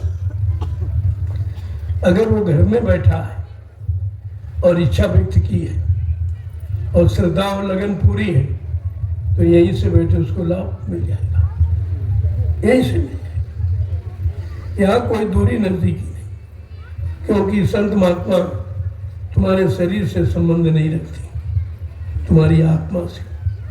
क्योंकि शरीर में आत्मा है, तुम्हारा शरीर खराब न होने पावे, विषय भोगों में फंसने का नष्ट न होने पावे, तो आपके शरीर से संबंध रखते हैं। लेकिन उनका शरीर का कोई रिश्ता नहीं, वो इससे परे है, वो शरीर से इंद्रियों से परे हैं। तभी तो आपको परे ले जाएंगे, तभी आपको उससे निकाल पाएंगे। जो स्वयं फंसा है वो आपको कैसे निकालेगा? इस बात का बराबर ध्यान रखिए। तो अभी प्रेमी चले आ रहे हैं, या वो अभी कल तक आएंगे, इसीलिए मैंने कहा वही परसों से आध्यात्मिक संदेश प्रारंभ करूंगा। है तो सब आध्यात्मिक। मेरे यहाँ जो भी 4 आने, तो व्यवस्था जिसको राजनीति कहते हो, 4 आने में व्यवस्था की बात करता हूँ और 12 आने आध्यात्मिक। मेरे यहाँ में कोई संदेश नहीं। तो इसलिए आप आए हो तो अपने परमार्थ के बनाने की कोशिश करो। वो मेला ठेला नहीं है, ये मेला नहीं है, ये सत्संग में प्रेमियों का मेल है। आपस में मेल मिलाओ, आपस में मिलकर अपने कर्मों की अदायगी करो। वही लोग आएंगे, उन्हीं से आपका मेल हो रहा, जिनसे आपका कर्म कर्जा लेना देना। ये तरीके हैं सब महापुरुष कि भाई कैसे इसके कर्म कर्जे को उतारा जाए, क्या कराया जाए, कैसे तो गाड़ी को जोड़ दो। कहाँ का ईंट कहाँ का रोड़ा, और भानुमती ने कोनवा जोड़ा। कहाँ का पद यानी बर कहाँ की बधू, पता भी नहीं, और संबंध करा देते। उनको पता है किसका किसके साथ लेन देन है और कैसे अदा होगा। तो कर्मों की अदायगी के बिना आप अपनी जीवात्मा को काल माया के देश से छुटकारा नहीं दिला सकते। इसलिए पहले कर्जा उतारो, फिर अपने देश। घाट जगाती क्या करिए जब सिर बोझ न हो। वो जो गेट पर खड़ा है धर्मराज, वो क्या करेगा जब महापुरुष तुम्हारे सारे कर्म कर्जों को यहीं पर उतार देंगे, तो वो भी कुछ नहीं करेगा। नहीं तो धर्मराज दरबार में सबका सहारा ले, सबकी तलाशी लेता। आपका ये कर्म बाकी, आपका ये कर्म बाकी, आपने ये पाप किया, आपने ये किया, पुण्य किया। पुण्य और पाप दोनों लेन देन के कारण है, दोनों ही कर्म कर्जा है। इससे पाप पुण्य से मुक्त हो जाओ, दोनों से मुक्त हो जाओ। भगवान कृष्ण ने उद्धव से यही कहा था, उद्धव पाप पुण्य जब दो नासे, वो हमारे पूर्वासी, हमारे गोलोक हो जाएगा, हमारे धाम में हो जाएगा, जो पाप पुण्य दोनों की गंदगी मृत्यु लोक में छोड़ देगा। कितना कठिन विषय। और पाप पुण्य से मुक्त कराना जीव के बस की बात। वो तो महापुरुषों को पता है किससे आपका लेन देन है, उसी से संबंध हो जाएगा। अचानक यहाँ कितने संबंध यहाँ अचानक कोई देख रहे हैं। यह है कर्मों का लेन देन, कर्मों की अदायगी। और बगैर कर्मों की अदायगी किए कोई जीवात्मा निकल नहीं सकती, वो जाने नहीं देगा। कहेगा हमारा कर्म कर्जा दिए जाओ तब जाओ, हम अपने देश से तब जाने देंगे तो हमारा कर्म कर्जा आप दे दीजिए। इसलिए संत लेने आए हैं तो पहले आपका कर्म कर्जा उतारेंगे, कर्म कर्जे उतारने की व्यवस्था बनाएंगे। ये इनके यहाँ फंसाव नहीं है, इनके यहाँ कई जन्मों का लेन देन, कर्जे में जो फंसे हो उससे मुक्त कराने का अभियान है। तो यहाँ आए हो तो कोई ना कोई सेवा जरूर करो, ताकि आपके कर्म कर्जे कुछ हल्के हो जाए, कोई सेवा मिल जाए।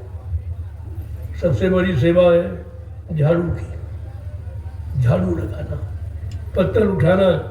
जब अश्वमेघ की किया तब भगवान कृष्ण ने कहा भाई हमको कौन सेवा, तो उन्होंने कहा कि पत्तल धोना, झाड़ू लगाना, ये काम किया बनवारी ने, ये सेवा उन्होंने ली। कहा भाई ये सेवा कोई नहीं करेगा, ये हमको दे दीजिए, क्योंकि सबसे ज़्यादा गंदे पाप कर्मों की अदायगी इन्हीं कामों से होती है। इसलिए संत मत में ये सब व्यवस्था है तुम्हारे कर्मों की अदायगी की। उसी अनुसार ये सब व्यवस्थाएं बना दी गई आप कि आप उसे करो। अब ऐसे आए चले गए तो ऐसे आना जाना छूटेगा नहीं है, अभी हजारों बार आना पड़ेगा, क्योंकि तुम आने जाने वाले मार्ग पर चल रहे हो। इससे आना जाना खत्म हो जाए, उस मार्ग पर चलने की कोई तुम्हारी कोशिश ही नहीं है। और महापुरुष चलाना चाहते तो तुम्हारी समझ में नहीं आना। दोनों धर्म का है। जय गुरुदेव। देखो प्रेमियों, जहाँ जगह मिल जाए, ये सब तपोभूमि, अच्छा बुरा कुछ नहीं है। ये झाड़ी जखाड़, इन्हीं पर तो ऋषियों ने बैठ के तपस्या की। उनके लिए खराब नहीं और तुमके तो खराब, क्योंकि तुम जानते नहीं है भेद। जहाँ मिल जाए बस तुम्हें भजन करना और सेवा करना, कोई यहाँ टिकना तो है नहीं। आप 6 दिन के लिए आए हो, तो उसमें क्या ठीक रखना?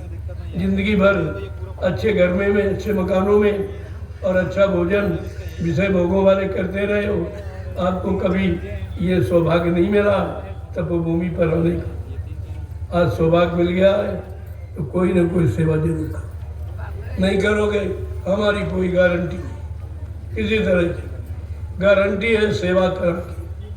अगर आप नहीं करते हो तो हमारी कोई गारंटी नहीं। हम कोई शिकवा शिकायत सुनने वाले भी नहीं, कोई आया दया आपको मिलने वाली भी नहीं। इसलिए जाओ वहीं, सब जगह व्यवस्था है आपकी, भोजन भंडारे जगह जगह है, कहीं जाके रोटी खा लो।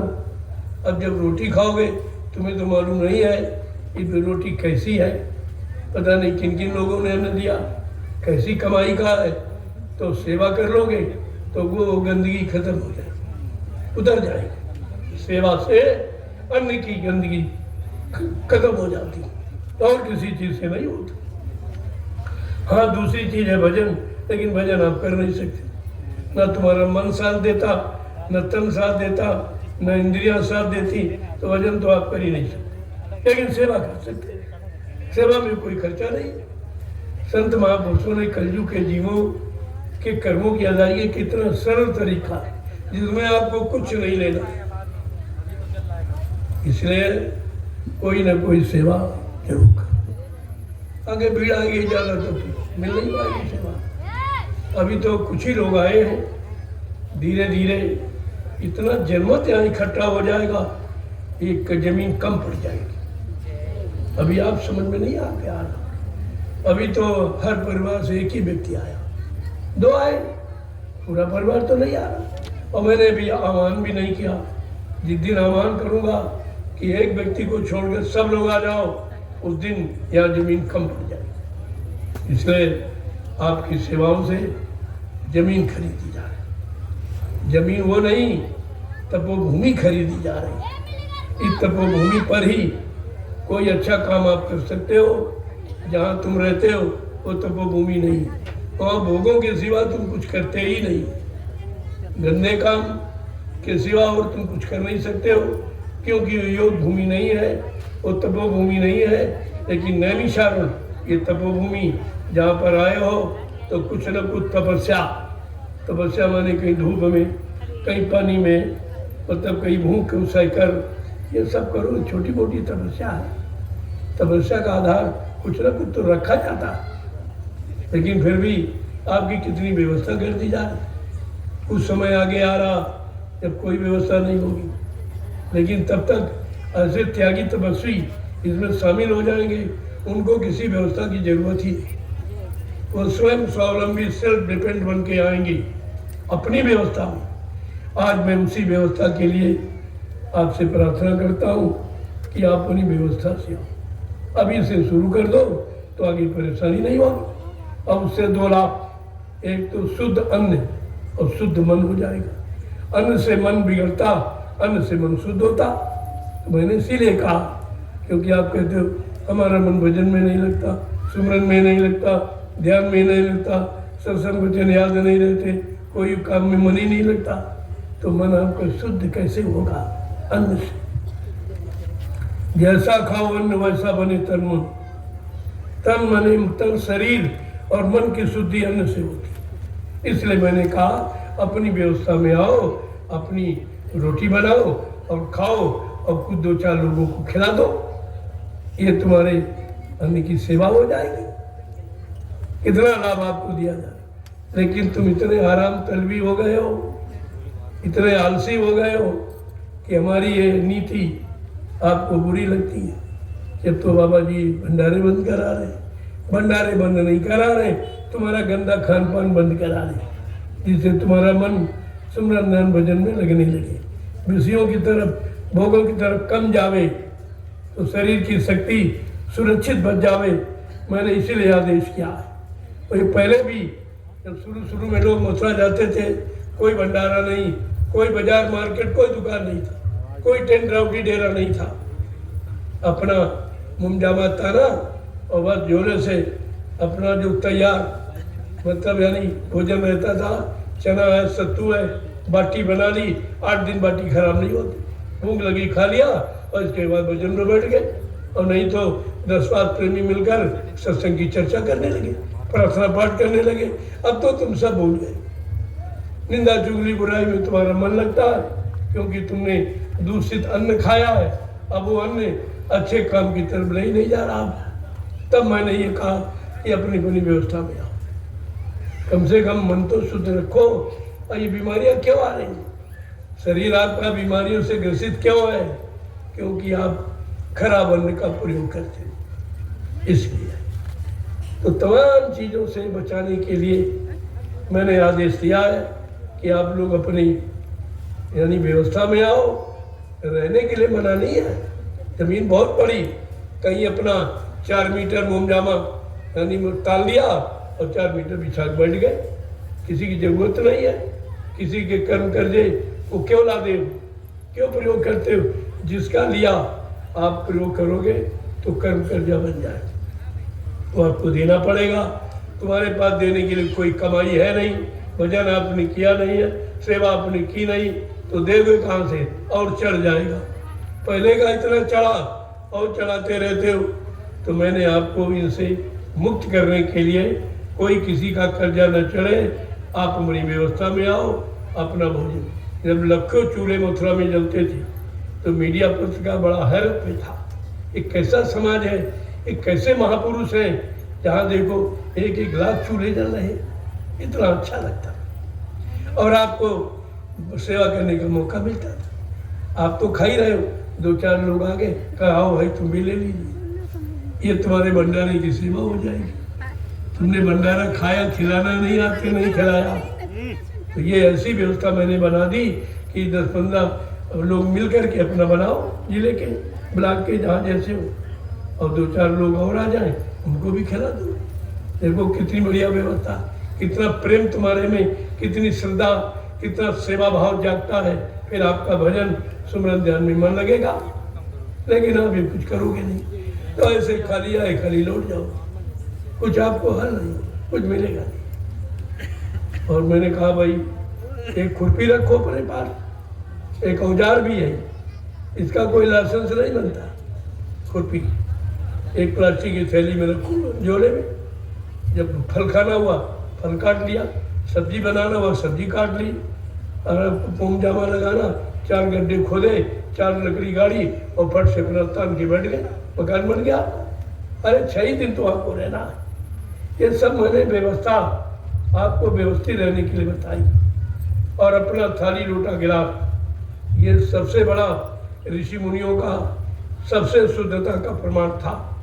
जब लोग कोई गलत काम, बुरा काम समाज में करते थे, कहते इसकी थाली लोटा बंद कर, इसके हाथ का पानी नहीं पीना, इसको अपने यहाँ भोजन नहीं खिलाना।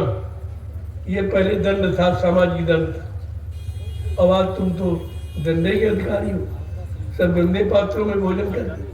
ये प्लास्टिक के जो पत्थर, ये इतने गंदे हैं, इतनी लाइलाज बीमारी देने वाले। जब गरम गरम भोजन करोगे तो इसका अक्स गंदगी का वो सब तुम्हारे भोजन में जाता।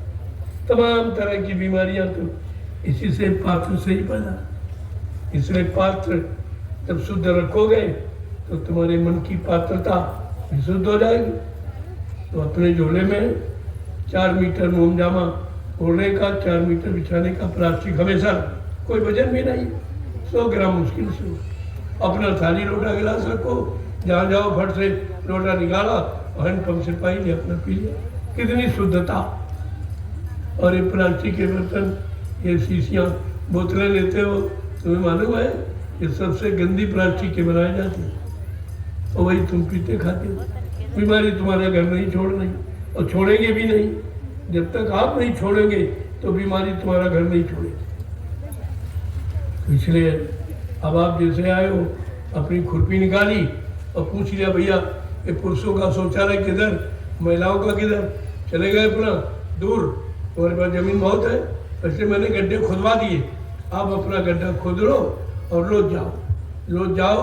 दिशा मैदान किया और मिट्टी पे पैर से मिट्टी खिसका दी, कहीं कोई गंदी, कोई प्रदूषण आपको दिखाई नहीं देगा। और जब यहाँ से जाओगे तब तक गड्ढा बंद हो जाएगा। ये सफाई का सबसे बड़ा अभियान एक दिन सारा हिंदुस्तान तुम्हारे समय सफाई अभियान को याद करेगा। ये किसी राजा और किसी महात्मा के दिल दिमाग में अभी ये युक्ति नहीं है जो मैंने निकाली है। आपको सोचना चाहिए कितना बड़ा काम, कितने बड़े प्रदूषण से बचत, और आपकी ये जमीन है, ये इसका उर्वरक शक्ति बढ़ जाएगी। अरे भाई 6 दिन आप रहोगे और जहाँ जाओगे दिशा मैदान, उस भूमि में 4 वर्ष तक खाद नहीं डालनी पड़ेगी। कितना बड़ा लाभ। अब सरकार ने ऐसी योजना चलाई है, बीमारी का घर बना दी, घर में बीमारी, एक ईंट का पर्दा, इधर किचन इधर लेटरिन, कितने कीटाणु उड़ उड़ के तुम्हारे भोजन में जाते। क्या ऐसा पहले कभी रहा है? लोग पढ़े लिखे नहीं थे, अनपढ़ थे, लेकिन ऋषि मुनि महात्माओं की शिक्षा उनमें पूरी भरी थी कि भोजन घर में करते थे, दिशा मैदान खेतों में जाते। आज का पढ़ा लिखा बुद्धिमान क्या करता? खाना होटलों में खाता और लेटरिन घर में करता। ये बुद्धिमानी तुम्हारी है, यही से ही पाए हो। ये बीमारी का घर घर में बनाया, इसलिए अब बीमारी बात मान लो।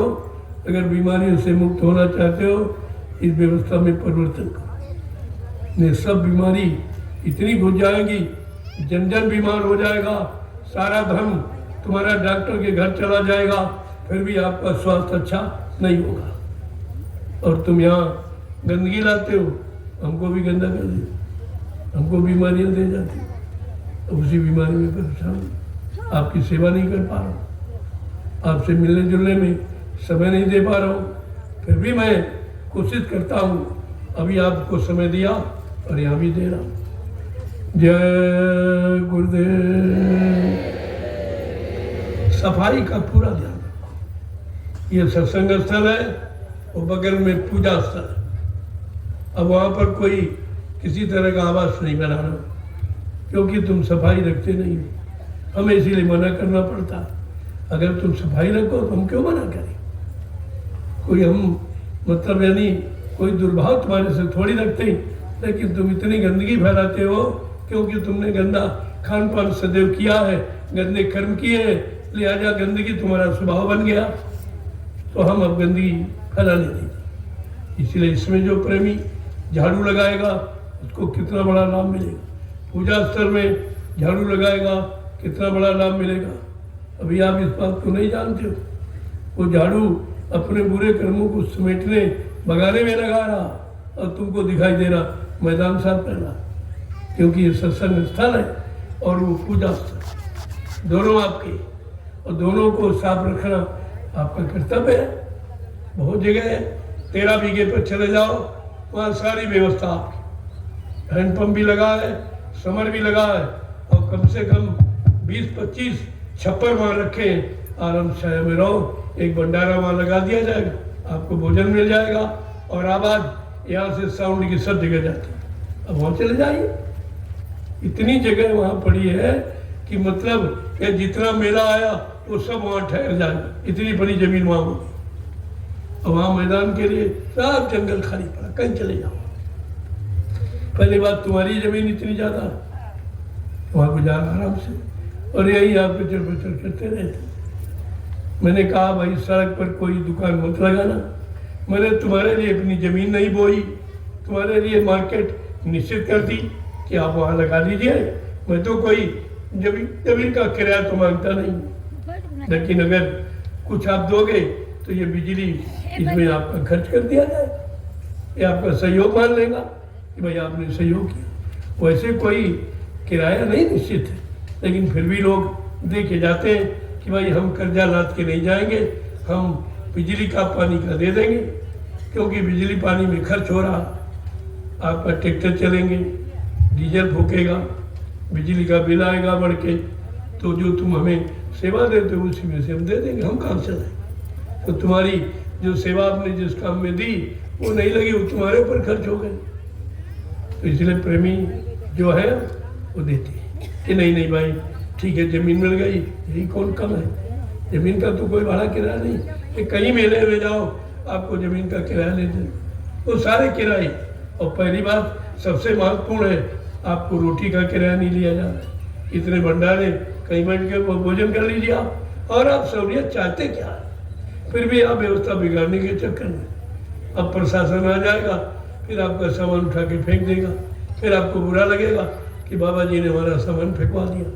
मैं 15 दिन पहले से बता रहा हूँ कि यार ये रोड छोटा है, तो ग्रामीण का था छोटा सा, इसके दोनों तरफ दुकानें लगा लोगे, अगर 2 बसें आ गई तो निकलेगी कैसे? प्रशासन भी बर्दाश्त नहीं करेगा। हमारा प्रेमी तो खैर रहम करेगा, लेकिन प्रशासन अपनी व्यवस्था को सुचारू रूप से रखने के लिए तुरंत तुम्हारा सामान उठा के फेंक देगा। वो आ जाएंगे कल से, उन्होंने खबर भेजी है, कहा कि हमसे भी कुछ सेवा ले लो। मैं जानता हूँ कि आपके कार्यक्रम में सब संयमित लोग हैं, सब अनुशासित लोग हैं, हमारी ज़रूरत नहीं है। हमने कहा ऐसा नहीं है, मैंने आपको निमंत्रण कार्ड दिया, अगर जरूरत नहीं तो निमंत्रण कार्ड क्यों दिया? लेकिन कहा नहीं, कुछ भाई हमारा कर्तव्य कुछ लिखित दे दीजिए ताकि हम अपना प्रशासन भेज सकें और आपकी मदद कर सकें। हमने ठीक है, एक एप्लीकेशन दे दी गई, अब वो सब खुश हो गए, CO, SO, DM, SDM साहब। अब वो कल से अपना प्रशासन लागू कर देंगे, फिर आपको परेशानी होगी। तो इसीलिए पहले से ही मैंने बाजार का स्थान निश्चित, आप खूब लगाइए, जितने दिन लगाना चाहो 3 लगाओ, मैं उसका कोई बड़ा किराया नहीं, लेकिन ये व्यवस्था तुम्हारे लिए खराब है। अगर लगा दोगे तो तुम्हारा निकलना मुश्किल हो जाएगा। कहाँ से निकलो? अभी पूजा शुरू हो जाएगी और भीड़ होगी, पूजा की लाइन इतनी लंबी होगी कि निकलना मुश्किल हो जाएगा। फिर वाहन कैसे निकलेंगे? तब आपकी दुकानों को हटाना पड़ेगा, फिर आपको बुरा लगेगा कि हमारी दुकान हटा दी। हम हटाना नहीं चाहते, हम आपको इसीलिए व्यवस्थित स्थान दिया, बाजार का निश्चित कर दिया कि आप इसमें बाजार दोनों तरफ लगाइए, कोई दिक्कत आपको नहीं, लेने वाला वहाँ भी पहुँच जाएगा, ऐसा थोड़ी है। लेकिन ये सड़क नहीं है, खड़ंजा है, बहुत छोटी जगह है, थोड़ी जगह अगर 2 बसें आ गई तो खुद स्वयं सोचो आप कैसे निकले, फिर आपको दिक्कत हो। मैं कोई भगाने की बात करता तो आपके लिए बाजार व्यवस्था क्यों करता? मैंने अपने खेत बोए नहीं है, सब खाली पड़े, आपके बाजार व्यवस्था के लिए मैंने सुरक्षित रखा। वहाँ पर रहिए, वहीं पर भंडारे लगे, आप भोजन पाइए, हैंडपम्प लगा हुआ, पानी वैसे टैंकर भी पानी आपको देंगे, व्यवस्था वहाँ है। और तुम यहाँ रहोगे तो हर जगह हम व्यवस्था नहीं दे पाएंगे, बाद में कहोगे हमको मिला नहीं, कुछ हमको मिला नहीं, और हमारी बनाई व्यवस्था बेकार हो जाएगी।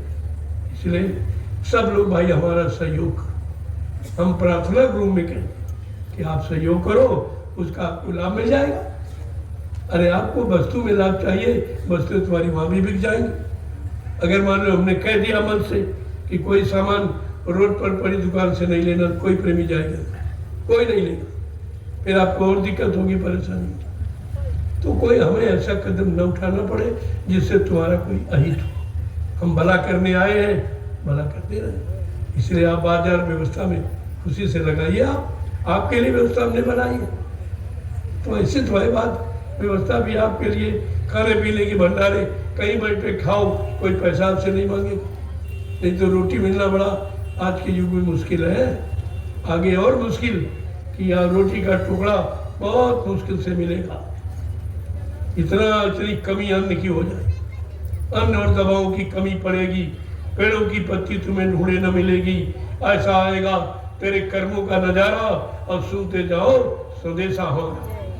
अब हमारा सहयोग करिए, मैं प्रार्थना करता हूँ आप सहयोग करिए। इतना बड़ा यहाँ सत्संग का मैदान है, आप यहाँ रात में सो सकते, भजन कर सकते, सत्संग चर्चा कर सकते, इसके लिए।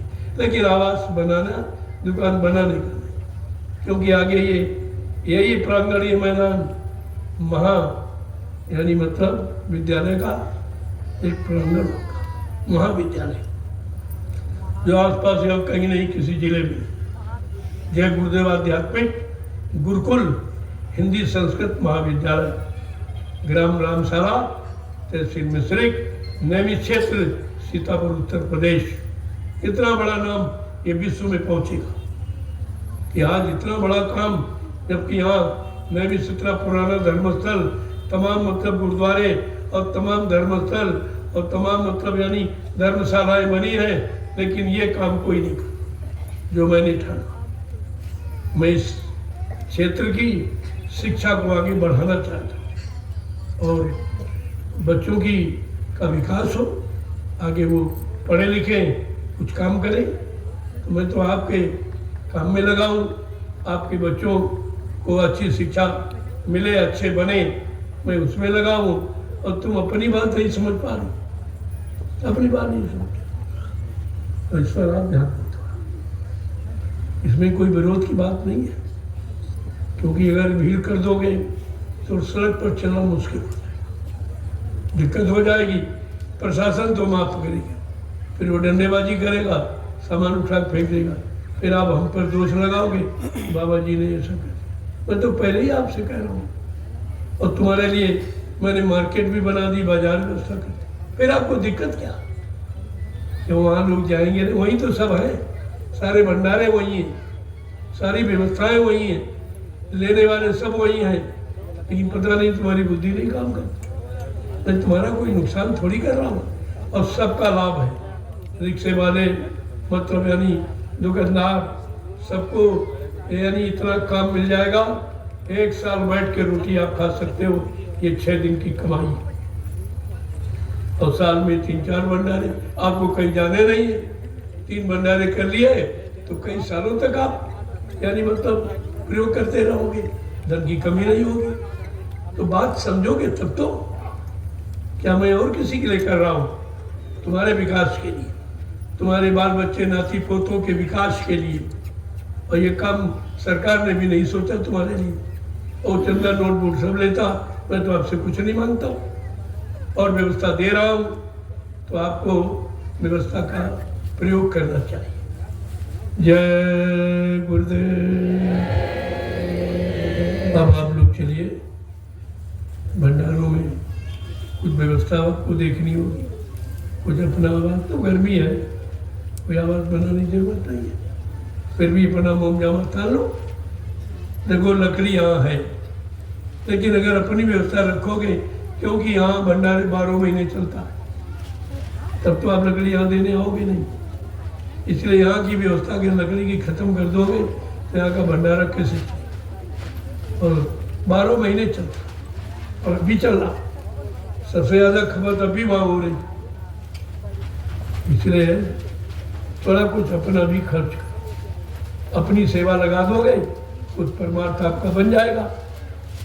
अब यहाँ इतनी तो व्यवस्था नहीं है कि पूरे हिंदुस्तान की व्यवस्था की जाए। अगर कर भी दी जाएगी तो आगे यहाँ का भंडारा बंद हो जाएगा, कैसे चलेगा? कि टोलियाँ आ रही, लोगों को सेवा मिल रही है, तो किसी का काम बंद ना हो, किसी की सेवा रुके ना, आपको उस काम में सहयोग करना चाहिए। इसलिए इतने भंडारे हैं, मैं प्रार्थना करता हूँ कुछ अपनी व्यवस्था रखो।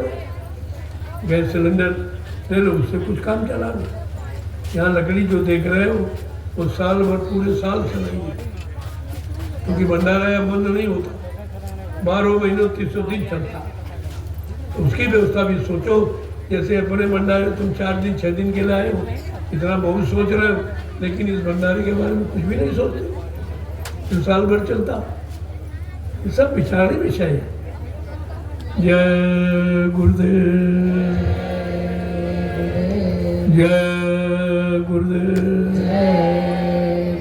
देखो मैं सबसे मिल चुका, कल फिर मिलूंगा, लेकिन दिन में आप दयाल बाग नहीं जाते, वहाँ के लिए पूर्ण पाबंदी है, क्योंकि हमको भी भजन करना।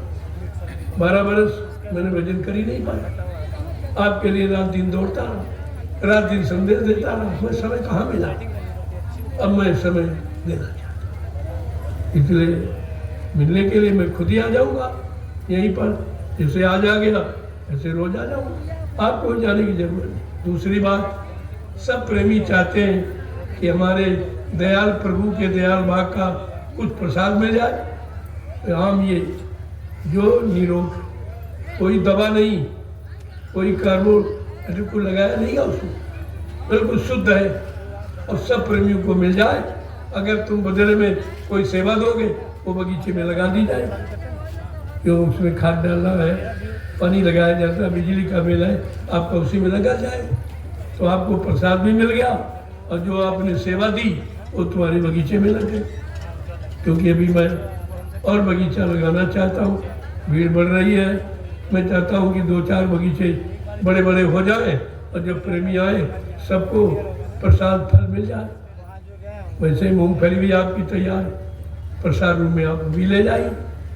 गन्ना तैयार था लेकिन इन लोगों ने बेच दिया।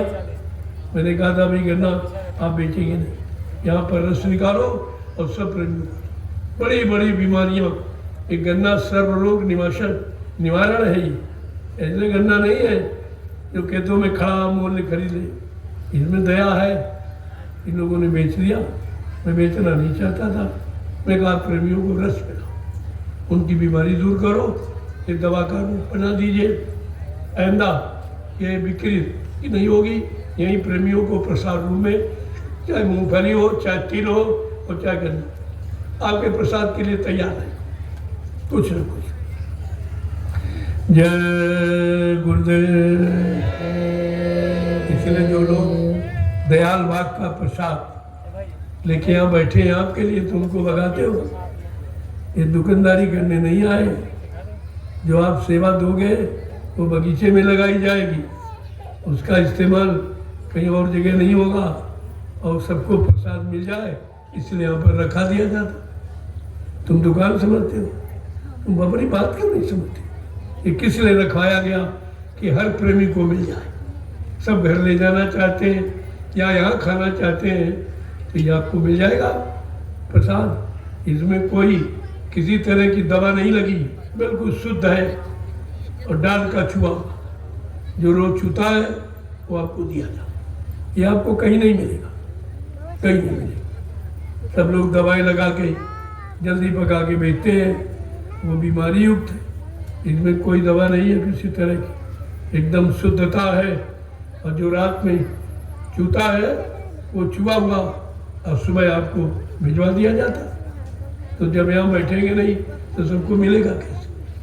तुम ये भी नहीं समझते, उनको भगाते रहते, अब प्रसाद से वंचित कर रहे हो। ये प्रसाद सबको मिल जाए इसलिए यहाँ पर ले आते, नहीं तो लोग तो वहीं सब खरीदते। मैं कहा नहीं, सबको नहीं मिल पाएगा, आप वहाँ जाके बैठिए और सबको प्रसाद मिल जाए। अपने दयाल प्रभु के दयाल बाग का महाप्रसाद सबको मिल जाए। जय गुरुदेव। बात समझा कर तो तुम झगड़े करने लगते हो, तुम्हारी कोई अच्छी सच्ची बात समझे में नहीं आती। ये सब हमारे तक सूचना नहीं जानी चाहिए। तुम इतने लोग हो, क्या सब हम ही करेंगे? तुम फिर क्या करोगे? कब सीखोगे? ये छोटी छोटी बातें हमारे से पहुंचा दी तो बड़ा बेकष्ट होता कि इतने साल पढ़ाया गया और तुम्हारे में से कोई नहीं तैयार है जो कुछ काम करे, हमें न करना पड़े। बात को ध्यान में रखिए। आपका मैदान, आपकी जमीन है, आपकी सेवाओं से खरीदी है। मैं तो नहीं कहता मेरी है और न मेरे नाम है 1 इंच जमीन भी कर, पहले समझ लीजिए। ये सब प्रेमियों की है, प्रेमियों की रहेगी। मैं प्रेमियों के लिए कुछ न कुछ व्यवस्था करता रहूँगा, क्योंकि आप सेवा देते हो, मैं तो मांगता नहीं, बल्कि एक झंझट आप सौंप जाते। ये पैसे जो डाल जाते हो, मैं सोचता इनको कहाँ लगाऊँ। अगर अच्छी जगह लग जाए तो इनका परमार्थ बन जाए, अगर बुरी जगह खर्च हो गया तो हमारे पर बोझा बन जाएगा। तो ऐसा काम हम क्यों करें? तो आप सेवा देकर एक झंझट हमारे सिर पे और डाल जाती। हम सोचते भाई इसको कहाँ लगाएं, उनका परमार्थ न बिगड़े और हमारे पर इनकी सेवा का कोई बोझा न लगे।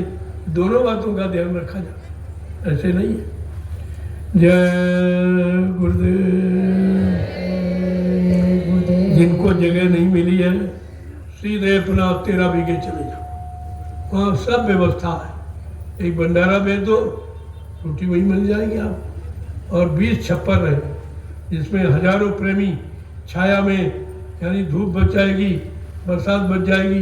वो गौशाला का है, गौएं भी नहीं आई हैं कार्यक्रम की वजह से, आप वहाँ ठहर सकते हैं आराम से। बड़ा आप तो जंगल पड़ा, आप दिशा मैदान के लिए पूरा जंगल खाली पड़ा, कोई परेशानी दिक्कत नहीं। अब तुम्हारे पास इतनी जमीन हो गई, तुमको किसी जमीन में जाने की जरूरत ही नहीं। जिन प्रेमियों ने स्वेच्छा से दी, उनका प्रयोग हो रहा, उनको भी लाभ मिलेगा। भाई जमीन तो रही रहेगी, कोई उठा थोड़ी ले जाएगा, और वो भी 4-5 दिन के लिए। अगर इतना भी लाभ आप नहीं ले सकते हो तो तुम्हारे जैसा अज्ञानी और मतलब यानी व्यक्ति वही कौन सकता। ये मुफ्त का लाभ है। ये कहाँ के हिंदुस्तान के लोग तुम्हारे यहाँ ये कभी आएंगे, तुम्हारी जमीन का प्रयोग करेंगे, कुछ ना कुछ लाभ छोड़ जाएंगे, क्योंकि तुम्हारी जमीन पर वो भजन करेंगे, सेवा करेंगे, प्रेमियों को भोजन भंडारा बना खिलाएंगे। कितना बड़ा पुण्य आपको मिलेगा, लेकिन अज्ञानता बस तुम उस पुण्य से भी वंचित हो, नहीं समझ में तुम्हारे आ। तो ये तो तुम्हारा संस्कार है, हम जबरदस्ती थोड़ी बना सकते। जय गुरुदेव, जय गुरुदेव। सतयुग को लाएंगे, जन जन में प्रेम को लाएंगे, देश समाज में सुख शांति को लाएंगे। ये काम करेगा ये प्रभु का नाम। ये काम का वादा कोई नाम नहीं करता, न सीताराम, न राधे श्याम, न ब्रह्मा विष्णु महादेव, कोई नहीं। ये वादा किसी का, ये वादा प्रभु का। प्रभु वादा कर रहा, मैं ये सब काम लोगों के लिए करके दिखाऊंगा, लेकिन आप कुछ न कुछ सहयोग करके उसका लाभ प्राप्त कर लीजिए। आप देखो पानी की व्यवस्था भरपूर, जगह जगह हैंडपंप लग गई। अब की बार जब आओगे तब टैंकर नहीं, सब जगह हैंडपंप भी लग गए, क्योंकि इसमें 2-2, 2.5 लाख का तेल फूकता है। 2-2.5 लाख रुपए में सैकड़ों हजारों हैंडपंप लग जाएंगे। सबकी व्यवस्था साफ, ये बहुत अच्छा साधन होगा। और हमेशा जब चाहो तब पानी का दुरुपयोग नहीं होगा। ऐसे हम देखते हैं टैंकर लाते हैं और टूटी खोल देते, वो बहता हुआ चला जा रहा, बहता चला जा। ये जल का दुरुपयोग, जल देवता है। अगर जल देवता नाराज हो गया और एक बूंद नहीं देगा तो भूखों मर जाओगे। तो इसलिए किसी देवता को नाराज हो, चाहे अन्न देवता हो, चाहे जल देवता हो, चाहे वायु देवता हो, इनको आप नाराज। दुरुपयोग और जल देवता है, अगर ऊपर से बूंद उसने बंद कर दी तो तुम सब मर जाओगे भूखों। एक अन्न का दाना पैदा नहीं होगा। इसलिए जल का विशेष ध्यान, जरूरत भर प्रयोग करो, अनावश्यक। तो मैं इसलिए व्यवस्था ही बदल दूंगा। जगह जगह हैंडपंप तमाम जगह भी लग गए, और आगे कार्यक्रम तक सब जगह लगवा दूंगा। बस से पानी की समस्या, कोई कीचड़ नहीं, कोई, क्योंकि इस समय बरसात का है, कोई धान तो यहाँ बोया नहीं जाता। अब आपको नहाने के लिए झरना चल रहा है, उसका समय निर्धारित करो, 2 घंटे सुबह, 1 घंटे शाम, तो इनको फिक्र रहेगी। ऐसे 24 घंटे बाहर आ, कोई फिक्र नहीं, कल चले जाएंगे तो चल ही रहा, ऐसा नहीं। इस सब पर पाबंदी रखनी, सबका समय निश्चित निर्धारित करो। मैं इसीलिए व्यवस्था बिल्कुल बदल रहा हूँ, और अगले कार्यक्रमों में जब आओगे और बदला मिलेगा, आगे आओगे और बदली व्यवस्था मिलेगी। धीरे धीरे एकदम व्यवस्था चुस्त हो जाएगी, कोई दिक्कत परेशानी आपको नहीं। जय गुरुदेव। अब आप चलिए, देखो चल के भोजन व्यवस्था, समय हो रहा है, और कोई आवास बना लो। अगर कोई यहाँ दिक्कत परेशानी तो यहीं बगल में 13 बीघे बना है, वहाँ बिजली भी है, हैंडपम्प भी है, समर भी लगा है। वहाँ छाने छाया में गौशाला के लिए 20-25 छप्पर डाले गए, हजारों आदमी आराम से ठहर जाएगा, और आवाज वहाँ तक भी जाती सत्संग। ऐसा नहीं, वहाँ रहोगे कुछ सेवा भी आपको मिल जाएगी खेतों में, क्योंकि गौशाला आएगी कार्यक्रम के बाद, यहाँ गौएं आएगी, जो 50-60 गौएं हैं वो आ जाएंगी। तो वहाँ पर खेत बराबर हो रहे, उनके चारे की व्यवस्था हो जाएगी, तो गौशाला की सेवा आपको मिल जाएगी। जय गुरुदेव। जो भी आदेश दिया जा रहा है वो मेरे आदेश से होता, यहाँ कोई मनमानी नहीं करता जो आप कहते हो तुम कौन कहने वाले हो, कोई अपनी इच्छा से नहीं कहता। मैं कहता हूँ कि मेरा संदेश लोगों को दे दो, मेरा आदेश लोगों को सुना दो, क्योंकि हर बात मैं कैसे कहूँगा, इतना समय मेरे पास कहीं कहाँ है जो हर बात हम ही कहें। वो मेरा ही संदेश आपके कान तक पहुँचाते हैं, अपनी तरफ से कुछ नहीं करते और आपको सेवा का मौका देते। कर लो तो अच्छी बात है, नहीं तुम जानो तुम्हारा काम जाने, बीमारी तुम्हारा दरवाजा छोड़ेगी नहीं, तब आपको मजबूर होकर फिर पछता के आना पड़ेगा। तब तक हम व्यवस्था बदल देंगे। यहाँ हमेशा थोड़ी है सेवाएं मिलती रहे, अरे इसका समय है, उसका लाभ उठा लीजिए आप। जय गुरुदेव।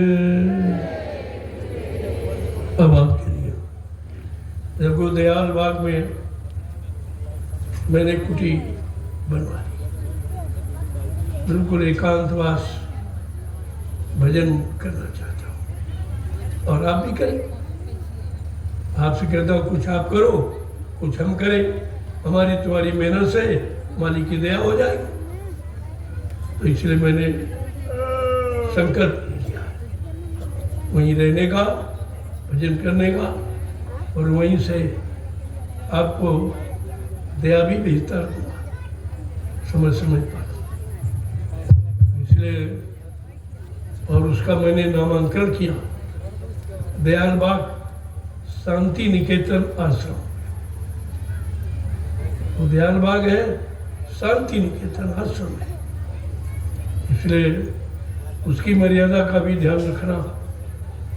इसलिए आप वहाँ मत जाओ, यही यहाँ सेवा करो, वहाँ भागने की जरूरत नहीं है। मैं आपसे मिल नहीं सकूँगा क्योंकि मैं भी कुछ वहाँ करता हूँ, ऐसा नहीं है। मेरे पास बहुत बड़ी व्यवस्था है, ये उसके बारे में सोचना, तुम्हारे तकलीफ़ों का निदान समाधान करना, नए नए व्यवस्था नई नई बनाना, उसके बारे में नई जानकारी देना, ये सब बैठ के करता रहता हूँ। इसलिए आप वहाँ मेरे उस व्यवस्था में कोई बाधा मत डालो। मैं तो मिलने के लिए खुद ही आ जाऊँगा, मैं 4 बजे वहाँ उपस्थित हो जाऊँगा, 2 घंटे में आपसे मिल लूँगा, इसके बाद संदेश हो जाएगा।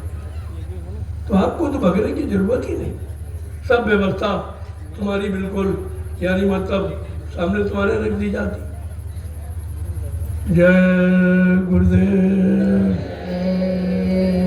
जहाँ जहाँ लोग ठहरे वहाँ एक भंडारा डालते। एक मैंने ये कहा था जो ये बंदा हटाया गया, आप बंदे तक बैरिकेडिंग करते तो लोगों को पता चले कि भाई ये प्रांगण सत्संग स्थल है, तो उसे पीछे भी अपनी जगह सब पर ही जहाँ तक अपनी वहाँ से पीछे से आप घेर कर आओ, आगे खाली रखो खिलाने पिलाने के लिए।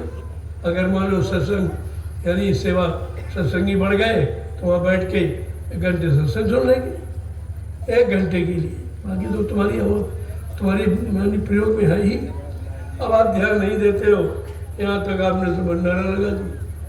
अगर मान लो प्रेमी संख्या बढ़ी तो कहाँ बैठ के सुनेंगे।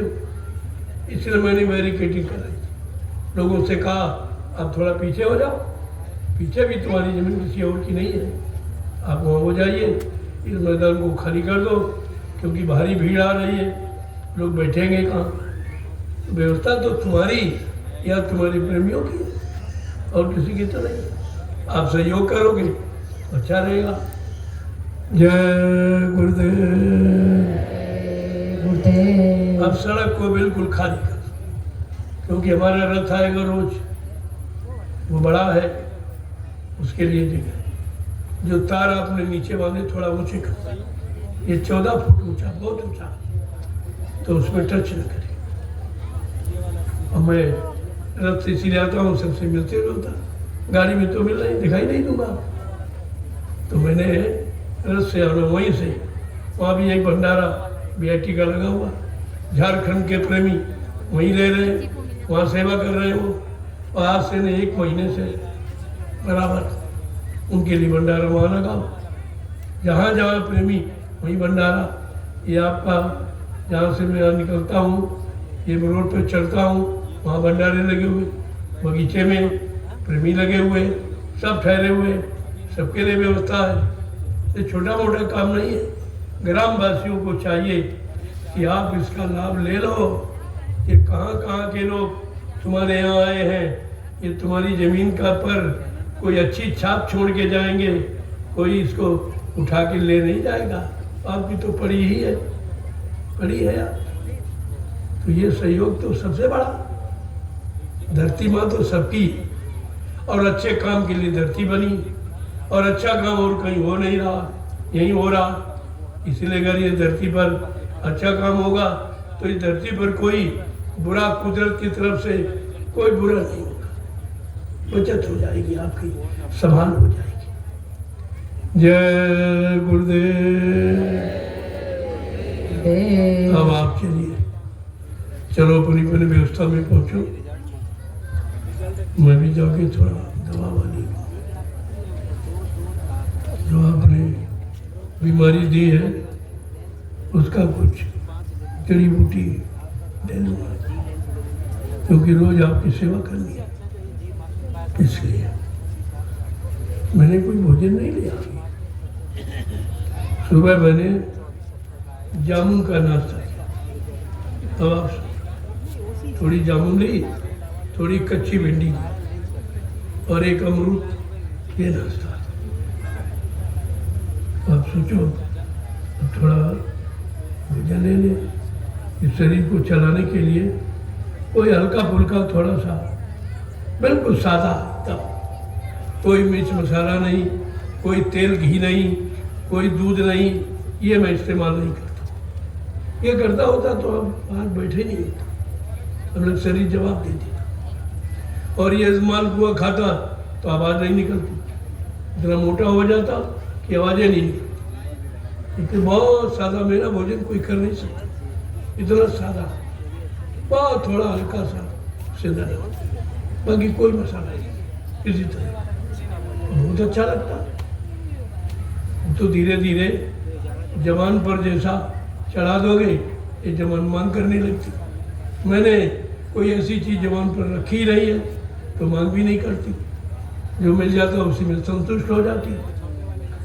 जय गुरुदेव। देखो भंडारों में जो व्यवस्थापक उनसे अनुरोध है, आप बहुत सादा बनाइए, नहीं बीमारी तुम्हारा दरवाजा छोड़ेगी नहीं। आप सादा बनाइए, आप वही अच्छा लगेगा और वो सर्व रोग निवारण होगा।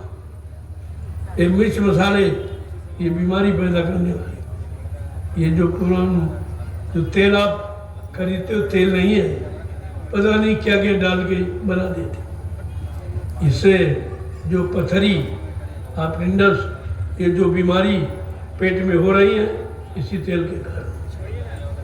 इसलिए प्रेमियों से कहो, जो आप अन्न सेवा देते हो थोड़ा सा सरसों का तेल भी, भले गेहूँ चावल कम कर दो लेकिन सरसों का तेल जरूर, ताकि भंडारा रोग मुक्त बन जाए। चलिए आप, और यहाँ तो जितना पैदा सरसों होता, ये 24 घंटे भंडारा चलता 12 महीने, इसी में खर्च होता।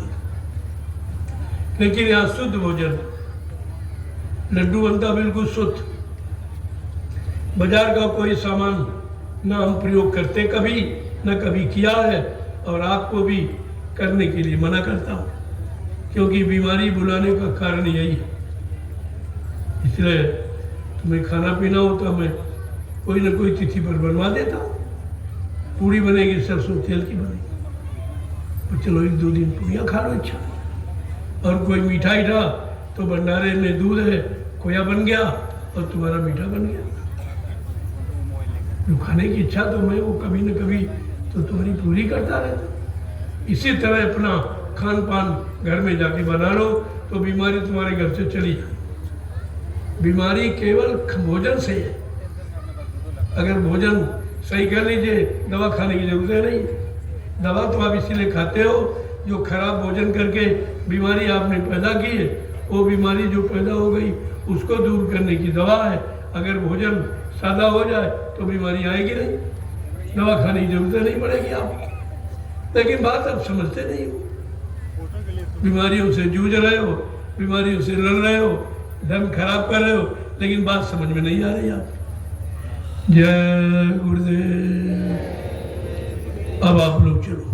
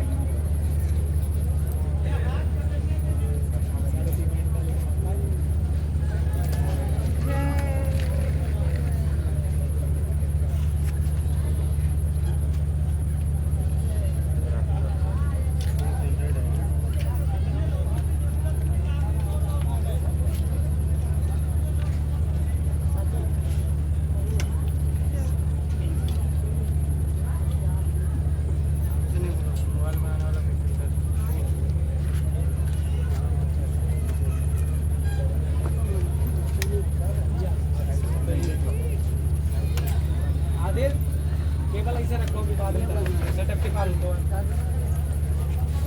इधर मिला तो क्या है तो नीचे जा रहे हैं सेटअप स्टेप ट्रैक धरो